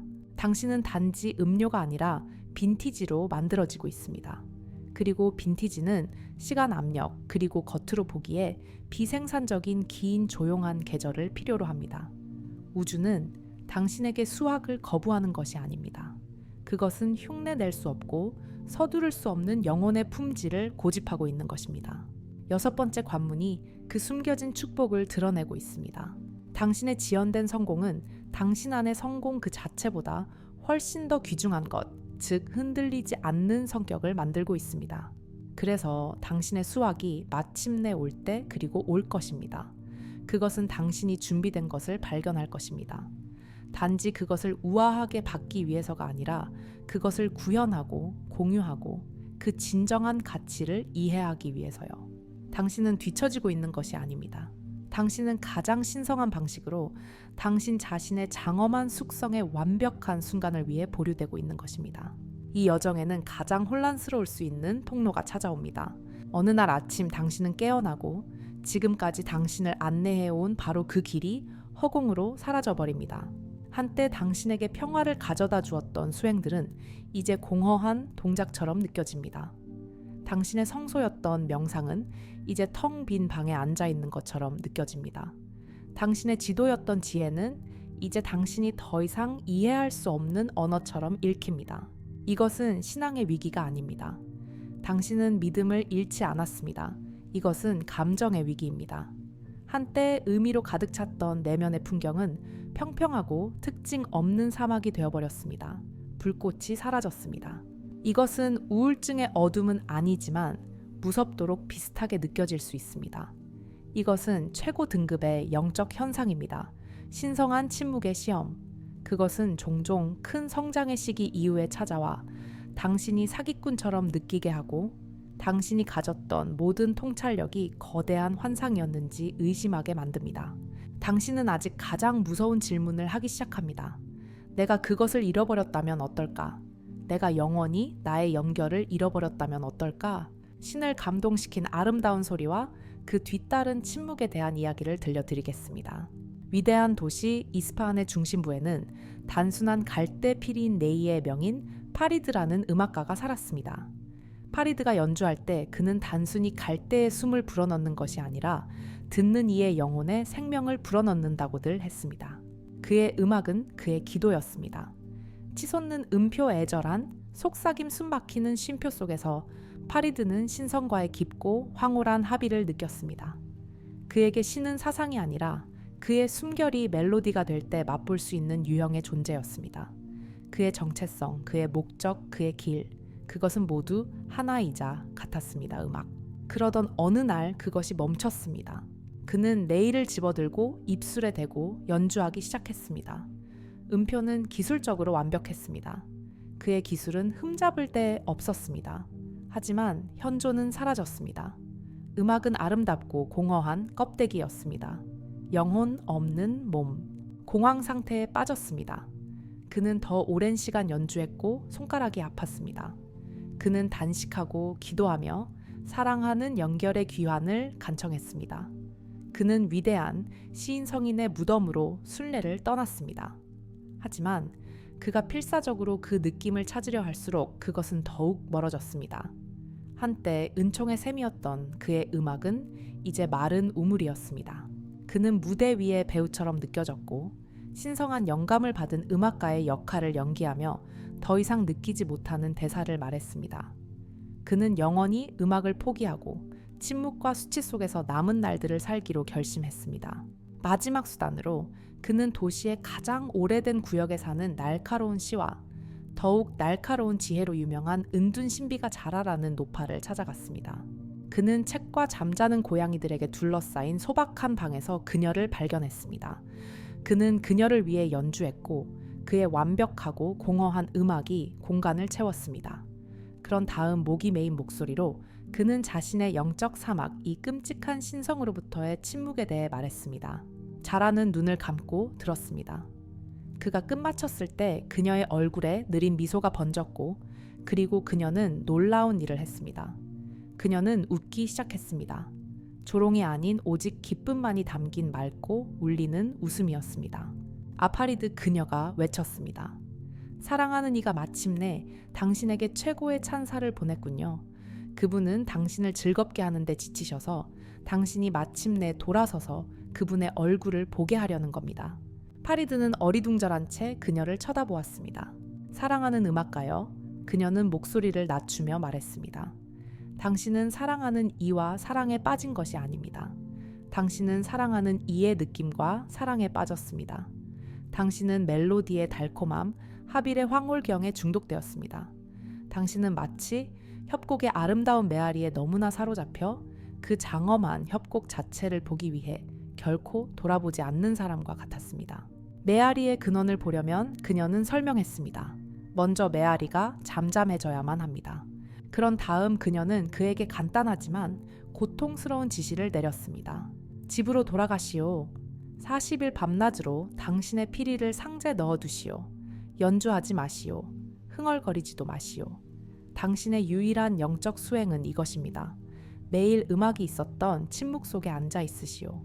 그리고 신의 존재를 찾으려 하지 마시오. 대신 그분의 부재를 알아차리는 이가 누구인지 부드러운 호기심으로 그저 알아차리시오. 몇 주 동안 파리드는 미쳐가는 것 같았습니다. 침묵은 육체적인 고문이었습니다. 하지만 그는 약속을 지켰습니다. 그는 앉았습니다. 그는 자신의 마음이 잃어버린 황홀경을 향해 비명을 지르는 것을 지켜보았습니다. 그는 깊은 공허함을 느꼈습니다. 그는 그저 앉아 있었습니다. 그리고 천천히 무언가 변하기 시작했습니다. 그가 공허함과 싸우기를 멈추자 그는 그것을 알아차리기 시작했습니다. 그의 마음 배경에 있는 조용하고 목격하는 존재. 이전에 황홀한 음악을 인식하고 지금은 고통스러운 침묵을 인식하는 그의 일부. 이 인식, 그것은 변하지 않았습니다. 그것은 행복하거나 슬프지 않았습니다. 그것은 황홀하거나 공허하지 않았습니다. 그것은 그저 거기에 있었습니다. 그의 영적 삶 전체의 드라마가 펼쳐진 광대하고 조용하고 평화롭고 텅 빈 무대. 마침내 깨달음이 밝아왔을 때 그것은 너무나 단순해서 거의 놓칠 뻔했습니다. 그 조용하고 변함없으며 항상 존재하는 인식. 그것이 그가 찾고 있던 사랑하는 이였습니다. 사랑하는 이는 음악 속에 있었던 것이 아닙니다. 사랑하는 이는 음악이 솟아나고 항상 되돌아가는 무한하고 조용한 원천이었습니다. 그가 42일째 되는 날 피리를 집어들었을 때 그의 음악은 변모했습니다. 그것은 더 단순해졌습니다. 더 깊어졌습니다. 그것은 길고 숨막히는 쉼표들로 가득 찼습니다. 침묵은 이제 음표만큼이나 음악의 일부가 되었습니다. 그는 더 이상 느낌을 찾기 위해 연주하지 않았습니다. 그는 자신이 발견한 위대한 침묵의 표현으로 연주하고 있었습니다. 만약 당신이 지금 이 사막을 걷고 있다면, 만약 당신의 영적 삶이 불모지처럼 느껴진다면 이것을 고려해 보세요. 이것이 당신의 졸업식일지도 모릅니다. 이것은 신성한 해독입니다. 우주는 당신이 모든 경험을 넘어선 당신이 무엇인지 발견할 수 있도록 당신을 영적 고향감 행복한 상태, 깊은 통찰력과 같은 영적 경험에 대한 집착에서 떼어내고 있습니다. 길의 목표는 결코 아름다운 경험들을 모으는 것이 아니었습니다. 그것은 당신의 진정한 자아인 변치 않는 경험자를 인식하는 것이었습니다. 함께 이 신성한 공허함 속에서 쉬는 연습을 해봅시다. 눈을 감으세요. 그리고 잠시 노력하는 것을 멈추세요. 평화롭게 느끼려고 노력하는 것을 멈추세요. 영적으로 느끼려고 노력하는 것을 멈추세요. 어딘가에 도달하려고 노력하는 것을 멈추세요. 공허함을 고치려고 노력하는 것을 멈추세요. 그저 모든 것이 있는 그대로 있게 하세요. 만약 지루함이 있다면 지루함이 있게 하세요. 만약 혼란이 있다면 혼란이 있게 하세요. 만약 광대하고 잿빛인 무우가 있다면 그것이 있게 하세요. 이제 부드러운 호기심으로 알아차리세요. 이것을 인식하는 것은 누구인가? 지루함 자체는 아니면서 지루함을 인식하는 것은 무엇인가? 혼란 자체는 아니면서 혼란을 인식하는 것은 무엇인가? 공허함 자체는 아니면서 공허함을 인식하는 것은 무엇인가? 그것을 찾으려 하거나 잡으려 하지 마세요. 당신은 할 수 없습니다. 왜냐하면 그것이 바로 찾고 있는 주체이기 때문입니다. 그저 이 조용하고 인식하는 존재로 쉬세요. 평화로울 이유가 필요 없는 그 고유의 평화를 느껴보세요. 완전함을 느끼기 위해 어떤 경험도 필요 없는 그 고유의 온전함을 느껴보세요. 당신은 황홀경의 파도도 아니고 절망의 파도도 아닙니다. 당신은 모든 파도가 솟아오르고 잠잠해지는 광대하고 깊은 바다입니다. 이것이 7번째 관문의 위대한 비밀입니다. 당신이 두려워했던 공허함은 신성의 부재가 아니었습니다. 그것은 모든 가면과 모든 오락을 벗어던진 가장 순수한 형태의 신성이었습니다. 당신은 길을 잃었다고 생각했습니다. 하지만 사실 당신은 마침내 목적지에 도착했습니다.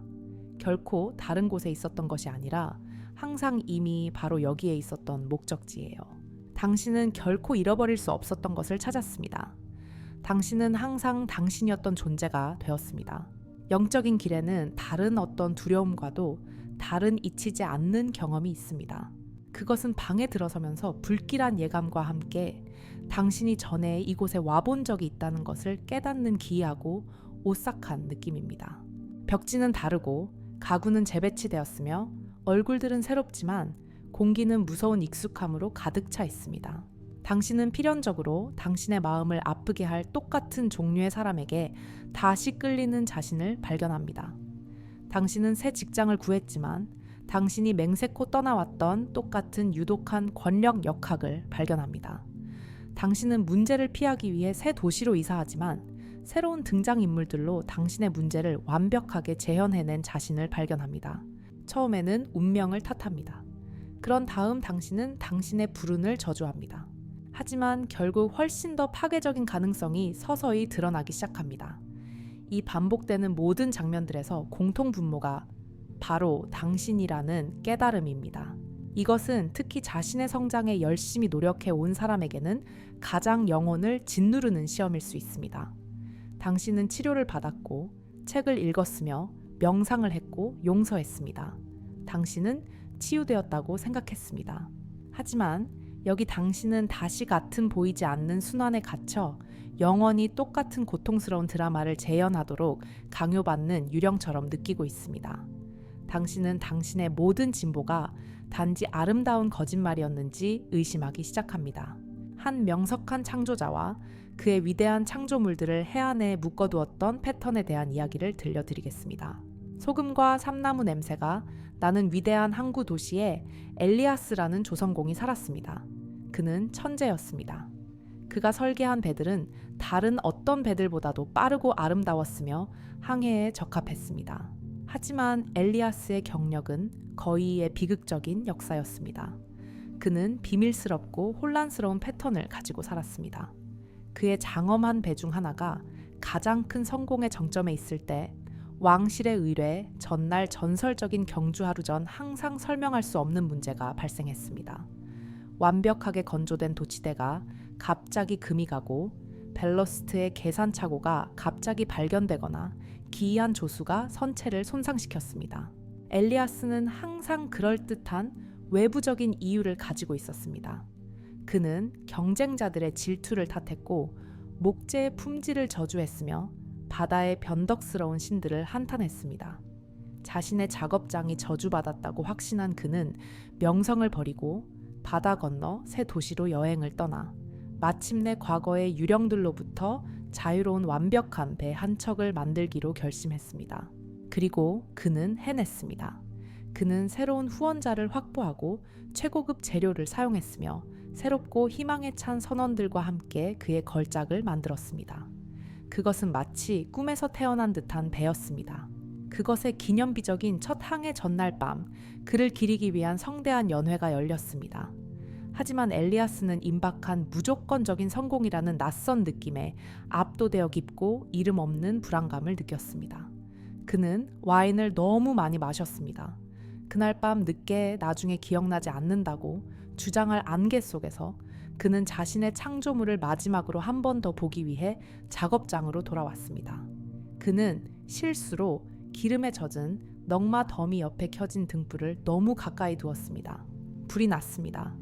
배를 파괴하지는 않았지만 정교하게 조각된 키를 태워버려 걸작이 항해할 수 없게 만들었습니다. 또 다른 거의, 또 다른 영광스러운 실패. 다음날 아침 엘리아스가 연기와 자신의 변명 속에서 서 있을 때 그를 마주한 것은 그의 화난 후원자가 아니라 그의 수석 목수인 조용한 노인 리론이었습니다. 리론은 그를 비난하지 않았습니다. 그는 단지 손상된 키를 본 다음 엘리아스를 보고 파괴적인 부드러움으로 말했습니다. 엘리아스 장인 불은 등불에서 온 것이 아닙니다. 불은 당신에게서 왔습니다. 몇 년 동안 저는 당신이 대양을 가로질러 날아갈 운명으로 태어난 배들을 만드는 것을 보았습니다. 그리고 마지막 순간에 저는 당신이 당신 자신의 손으로 그들을 영원히 항구에 가두는 보이지 않는 새장을 만드는 것을 보았습니다. 리론은 더 가까이 다가갔습니다. 말씀해 주십시오, 장인. 당신은 왜 당신 자신의 장엄한 창조물 중 하나가 마침내 넓은 바다에 도달하는 것을 그렇게 두려워하십니까? 단순하고 정직한 질문은 엘리아스의 부인의 요새를 산산조각냈습니다. 고통스러운 명료함의 홍수 속에서 그는 과거의 모든 실패에서 자신의 유령 같은 손 자신의 두려움을 보았습니다. 그가 몰래 약화시킨 금이간, 돛대. 그가 의도적으로 간과한 계산 착오. 그는 유령이었습니다. 그는 저주였습니다. 그는 자신의 위대함에 대한 깊고 무의식적인 공포에 지배당하고 있다는 것을 깨달았습니다. 진정한 무조건적인 성공에 대한 자격이 없다는 어린 시절부터 묻혀있던 믿음. 거의 성공하는 것은 안전했습니다. 그것은 그가 오해받는 천재라는 정체성을 유지하게 해주었지만 진정한 명인의 엄청난 책임과 가시성을 결코 마주하지 않게 했습니다. 그의 치유는 그날 시작되었습니다. 그는 새 배를 만들지 않았습니다. 그는 불에 그을린 단 하나의 키를 재건하는 느리고 겸손하며 힘든 작업을 시작했습니다. 매일 일하면서 그는 완수에 대한 공포 성공에 대한 두려움과 함께 앉아 있었습니다. 그는 성공의 두려움을 통해 숨쉬는 법을 배웠습니다. 리론은 그에게 창조의 마지막 행위는 심판이 아니라 해방이라고 가르쳤습니다. 당신의 창조물을 충분히 사랑하여 그것이 당신과 분리되어 자신의 운명을 마주하도록 놓아주는 것. 엘리아스는 단지 키를 재건하는 것이 아니었습니다. 그는 자신의 배들이 항해하는 것을 더 이상 두려워하지 않는 사람으로 자신을 재건하고 있었습니다. 이것이 바로 신성한 메아리의 지혜입니다. 우주는 당신을 순환에 가두어 벌하는 것이 아닙니다. 그것은 사랑스럽게 메아리처럼 매번 조금 더 크고 명확하게 당신에게 교훈을 되돌려 보내고 있습니다. 당신이 마침내 드라마의 소음을 듣는 것을 멈추고 그 안에 교훈의 음악을 들을 준비가 될 때까지요. 이 반복은 당신의 실패의 신호가 아닙니다. 그것은 당신의 힘의 신호입니다. 그것은 우주가 당신이 마침내 증상을 다루는 것을 멈추고 상처의 절대적인 뿌리에서 치유할 준비가 되었다고 알고 있다는 의미입니다. 당신의 삶에서 그 패턴을 생각해 보세요. 당신 거울 속의 그 유령. 당신의 어린 시절 상처를 너무나 완벽하게 재현하는 정서적으로 이용 불가능한 파트너를 선택하는 그 습관.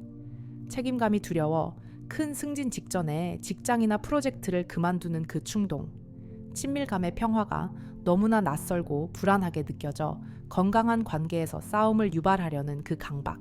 만약 이 패턴이 당신의 감옥이 아니라 당신의 순례라면 어떨까요? 이제 함께 이 유령을 연민으로 마주해 봅시다. 눈을 감으세요. 그리고 당신의 반복되는 패턴에서 도망치는 대신 저는 당신이 그것이 당신의 마음속에 앞으로 나오도록 초대하기를 바랍니다. 그것을 보세요. 익숙한 공포 좌절 그것이 가져오는 수치심을 느껴보세요. 하지만 이번에는 움츠리지 마세요. 외면하지 마세요. 이 유령, 이 자기 파괴적인 당신의 일부를 부드러운 호기심으로 바라보세요.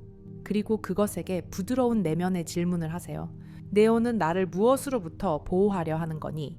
답을 찾으려 하지 마세요. 그저 질문을 하고 패턴 뒤의 느낌을 들어보세요. 당신은 그것이 적이 아니라는 것을 발견할 것입니다. 그것은 깊이 상처 입은 잘못 인도된 보호자입니다. 당신을 안전하게 지키기 위해 특정 전략을 배운 당신의 어린 시절 일부이며 그것은 그 낡고 구식인 프로그램을 실행하는 것을 결코 멈추지 않았습니다. 그것은 퇴치해야 할 악마가 아닙니다. 그것은 집으로 데려와야 할 길 잃은 아이입니다. 당신의 패턴의 희생자라는 정체성을 내쉬세요. 당신이 그 근원이며 따라서 당신이 그 치유자라는 연민 어린 이해를 들이쉬세요. 순환의 좌절감을 내쉬세요. 교훈의 명료한 지혜를 들이시세요. 당신을 묻고 있다고 생각했던 사슬은 사실 신성한 지도입니다. 모든 반복되는 연결, 고리는 당신을 원래의 상처, 당신의 가장 깊은 해방이 시작되는 곳으로 되돌려 보내는 빵 부스러기입니다. 8번째 관문은 당신의 길을 막는 벽이 아닙니다. 그것은 당신이 반드시 통과해야만 하는 바로 그 문입니다. 당신은 벌을 반복하도록 강요받는 것이 아닙니다. 당신은 마침내 새로운 선택으로 응답할 또 다른 기회, 그리고 또 다른 기회를 받고 있습니다. 당신의 오랜 두려움에서 태어난 선택이 아니라 당신이 되어온 사랑스럽고 용감하며 현명한 사람에게서 태어난 선택입니다. 오직 가장 헌신적인 영혼들만이 들어가도록 요청받는 마지막 관문이 있습니다. 그것은 힘의 시험이 아닙니다. 당신의 힘은 이미 다했기 때문입니다. 그것은 희망의 시험이 아닙니다. 당신의 희망은 이미 고갈되었기 때문입니다. 당신은 거대한 절벽의 가장자리에 서 있는 자신을 발견하지만 당신 앞에는 극적인 풍경이 없습니다. 오직 잿빛이고 조용하며 끝없는 공허만이 있을 뿐입니다. 당신 뒤에는 당신이 키워온 모든 꿈, 당신이 가졌던 모든 믿음, 당신이 소중히 여겼던 모든 사랑의 재로 뒤덮인 영이 나는 황무지가 펼쳐져 있습니다. 이것은 어두운 밤이 아닙니다. 이것은 별 없는 새벽입니다. 다른 사람들의 선의의 조언은 외국어처럼 들립니다. 긍정적으로 생각해는 잔인한 농담처럼 느껴집니다. 이 또한 지나가리라는 거짓말처럼 느껴집니다. 당신은 모든 것을 시도했습니다. 당신은 기도했고 명상했으며 항복했고 싸웠습니다. 그리고 이제 할 수 있는 일은 아무것도 남아있지 않습니다. 이곳은 악하거나 약한 자들을 위해 마련된 곳이 아닙니다. 이곳은 가장 용감한 자들을 위한 마지막 도가니입니다.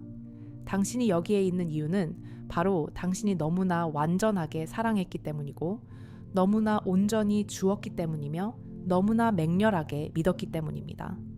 당신은 선량함이라는 프로젝트에 당신의 전 존재를 투자했고 이제 그것은 당신을 영혼의 파산으로 이끌었습니다. 그리고 당신에게는 마지막 무서운 자유, 즉 모든 것을 놓아줄 자유만이 남아 있습니다. 완전히 거대한 불과 그 심장에서 태어난 침묵에 대한 이야기를 들려드리겠습니다. 잊혀진 산맥의 외딴 봉구리에 자리 잡은 수도원에 실라스라는 늙은 학자가 살았습니다. 70년 동안 그는 전설적인 도서관의 유일한 수호자였습니다. 이 도서관은 그의 삶이었습니다. 그의 영혼이었습니다. 그것은 평범한 책들을 담고 있지 않았습니다. 그것은 조용한 스승들의 혈통을 통해 전해 내려온 심오한 지혜와 무조건적인 사랑의 길을 상세히 기록한 독특하고 대체 불가능한 필사본인 심경 신징 두루마리들을 소장하고 있었습니다. 실라스는 8살 소년으로 이곳에 왔습니다. 두루마리들은 그의 부모였고 그의 동반자였으며 그의 스승이었고 그의 자식들이었습니다. 그의 모든 목적, 그의 모든 정체성은 언젠가 준비될 미래 세대를 위해 이 연약하고 종이와 잉크로 된 지혜를 보존하는 신성한 의무와 융합되어 있었습니다. 그런데 불이 났습니다. 그것은 몇 마일 떨어진 고대 숲에서 번개가 치면서 시작되었습니다. 끊임없는 바람에 휩쓸려 그것은 멈출 수 없는 불의 벽이 되었습니다. 승려들은 용감하게 싸웠지만 불은 주권자였습니다. 그것은 숲을 그런 다음 수도원을 그리고 실라스가 먼 안전한 봉구리에서 지켜보는 가운데 도서관을 삼켰습니다. 그는 자신의 전 세계 1000년에 축적된 지혜, 그의 삶이 가졌던 유일한 의미가 검은재로 말려 올라가 무관심한 하늘로 연기처럼 피어오르는 것을 지켜보았습니다. 그 후 다른 승려들과 함께 피난민 캠프에 웅크리고 앉아 실라스는 울지 않았습니다. 그는 슬픔을 넘어섰습니다. 그는 조용한 공허 속의 텅 빈 그릇이었습니다.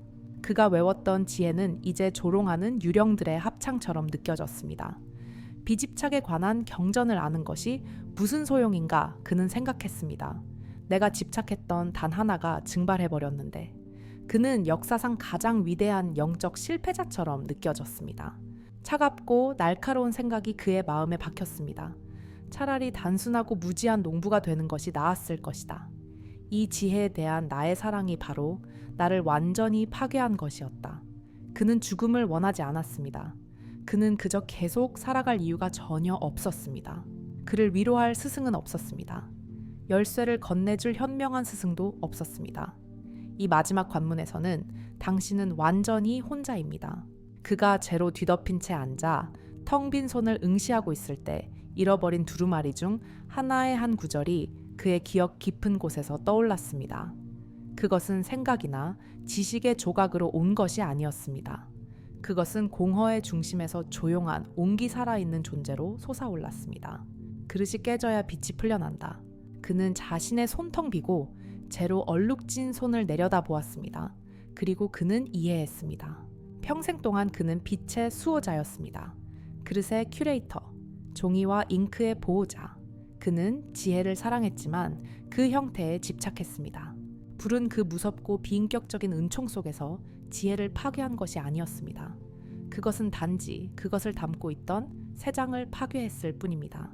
불은 지혜가 마침내 페이지에서 풀려나 그 안에서 완전하고 무섭도록 살아있게 강요했습니다. 그의 임무는 더 이상 두루마리를 지키는 것이 아니었습니다. 그의 새로운 임무는 지혜 자체가 되는 것이었습니다. 도서관은 더 이상 나무와 종이의 장소가 아니었습니다. 도서관은 이제 사람이었습니다. 그 후 몇 주 동안 실라스에게 변화가 찾아왔습니다. 조용하고 책벌레이던 학자는 사라졌습니다. 그 자리에는 불타버린 숲에 평화로운 공허를 담은 눈과 어떤 두루마리보다도 더 웅변적인 침묵을 가진 노인이 서 있었습니다. 그는 마을에서 마을로 걷기 시작했습니다. 그는 잃어버린 경전들을 인용하지 않았습니다. 그는 더 이상 그럴 필요가 없었습니다. 그는 단지 불에 의해 그 안에서 빚어진 살아있는 진실에서 말했습니다. 그리고 그의 소박한 말들은 고대의 어떤 경전보다도 더 많은 힘, 더 많은 치유, 더 많은 빛을 가졌습니다. 그는 잉크와 양피지가 아니라 듣는 이들의 마음속에 도서관을 재건하고 있었습니다. 이것이 9번째 관문의 궁극적인 비밀입니다. 그것은 진리를 소유하는 것에서 진리 자체가 되는 것으로의 마지막 무섭고 장엄한 전환입니다. 그것은 당신의 마지막이자 가장 미묘한 집착, 즉 영적인 길 자체에 대한 집착의 파괴를 요구합니다.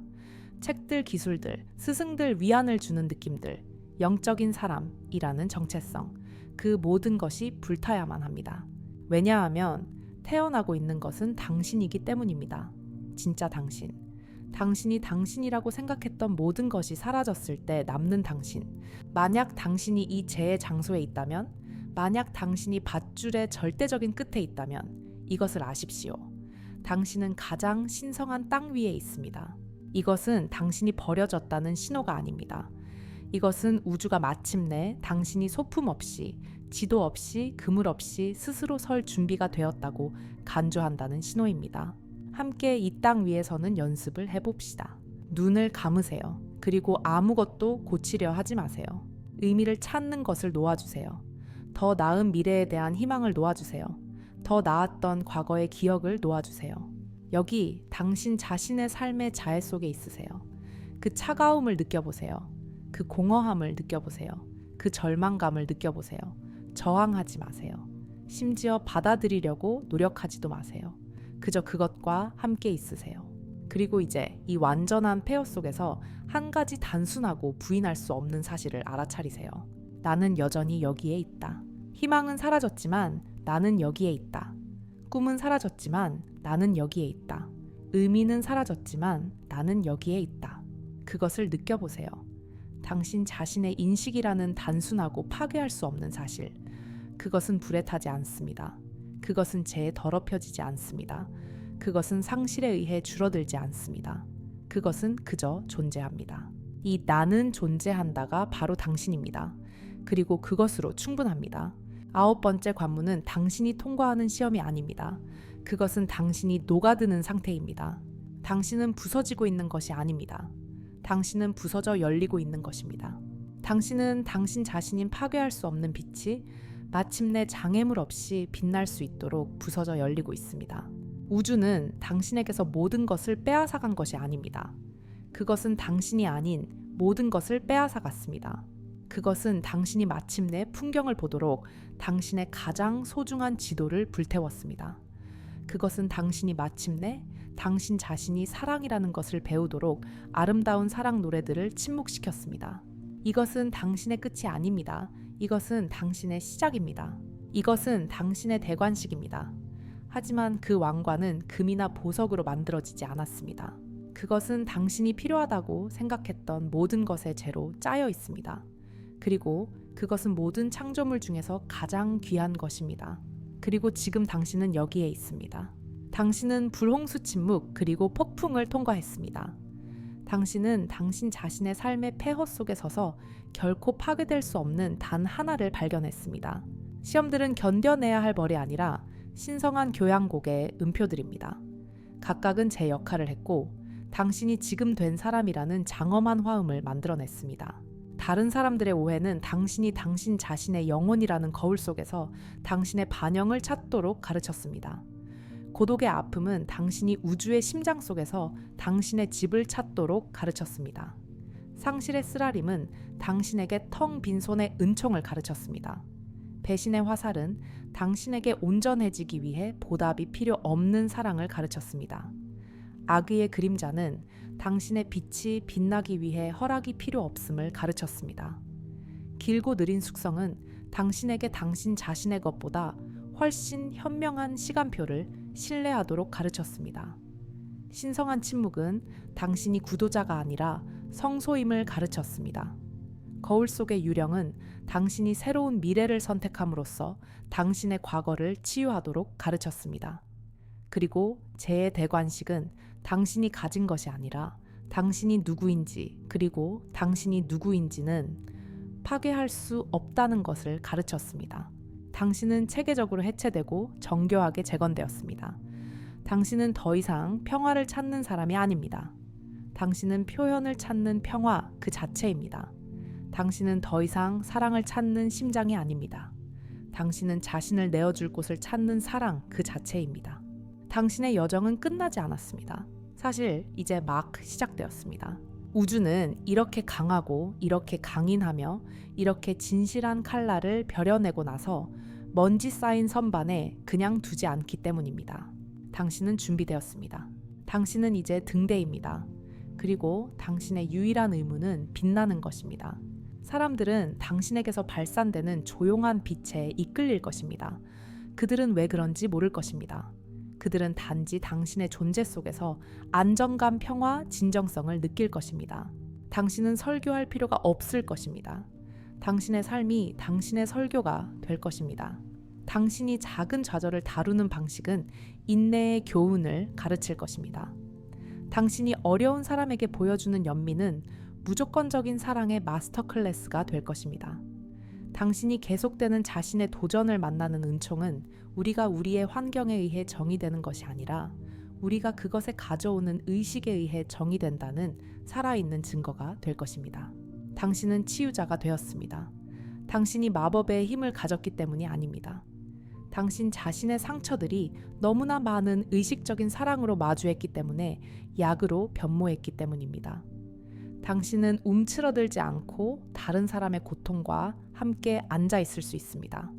왜냐하면 당신은 당신 자신의 고통의 심장 속에 앉아 있었기 때문입니다. 이것이 위대한 비밀입니다. 당신의 고통은 당신의 길에서 벗어난 우회로가 아니었습니다. 당신의 고통이 바로 그 길이었습니다. 그리고 그것은 당신을 이곳으로 이끌었습니다. 집으로. 당신 자신의 장엄한 존재에 조용하고 흔들리지 않으며 심오하게 평화로운 진실로. 이제 쉬세요. 당신이 그토록 힘들게 얻은 이 평화 속에서 쉬세요. 당신이 그토록 완전하게 된 이 사랑 속에서 쉬세요. 당신의 영원한 본성인 이 빛 속에서 쉬세요. 시험은 끝났습니다. 진정한 일 빛나는 즐겁고 단순한 일은 이제 시작됩니다. 그리고 당신은 너무나 준비되었습니다.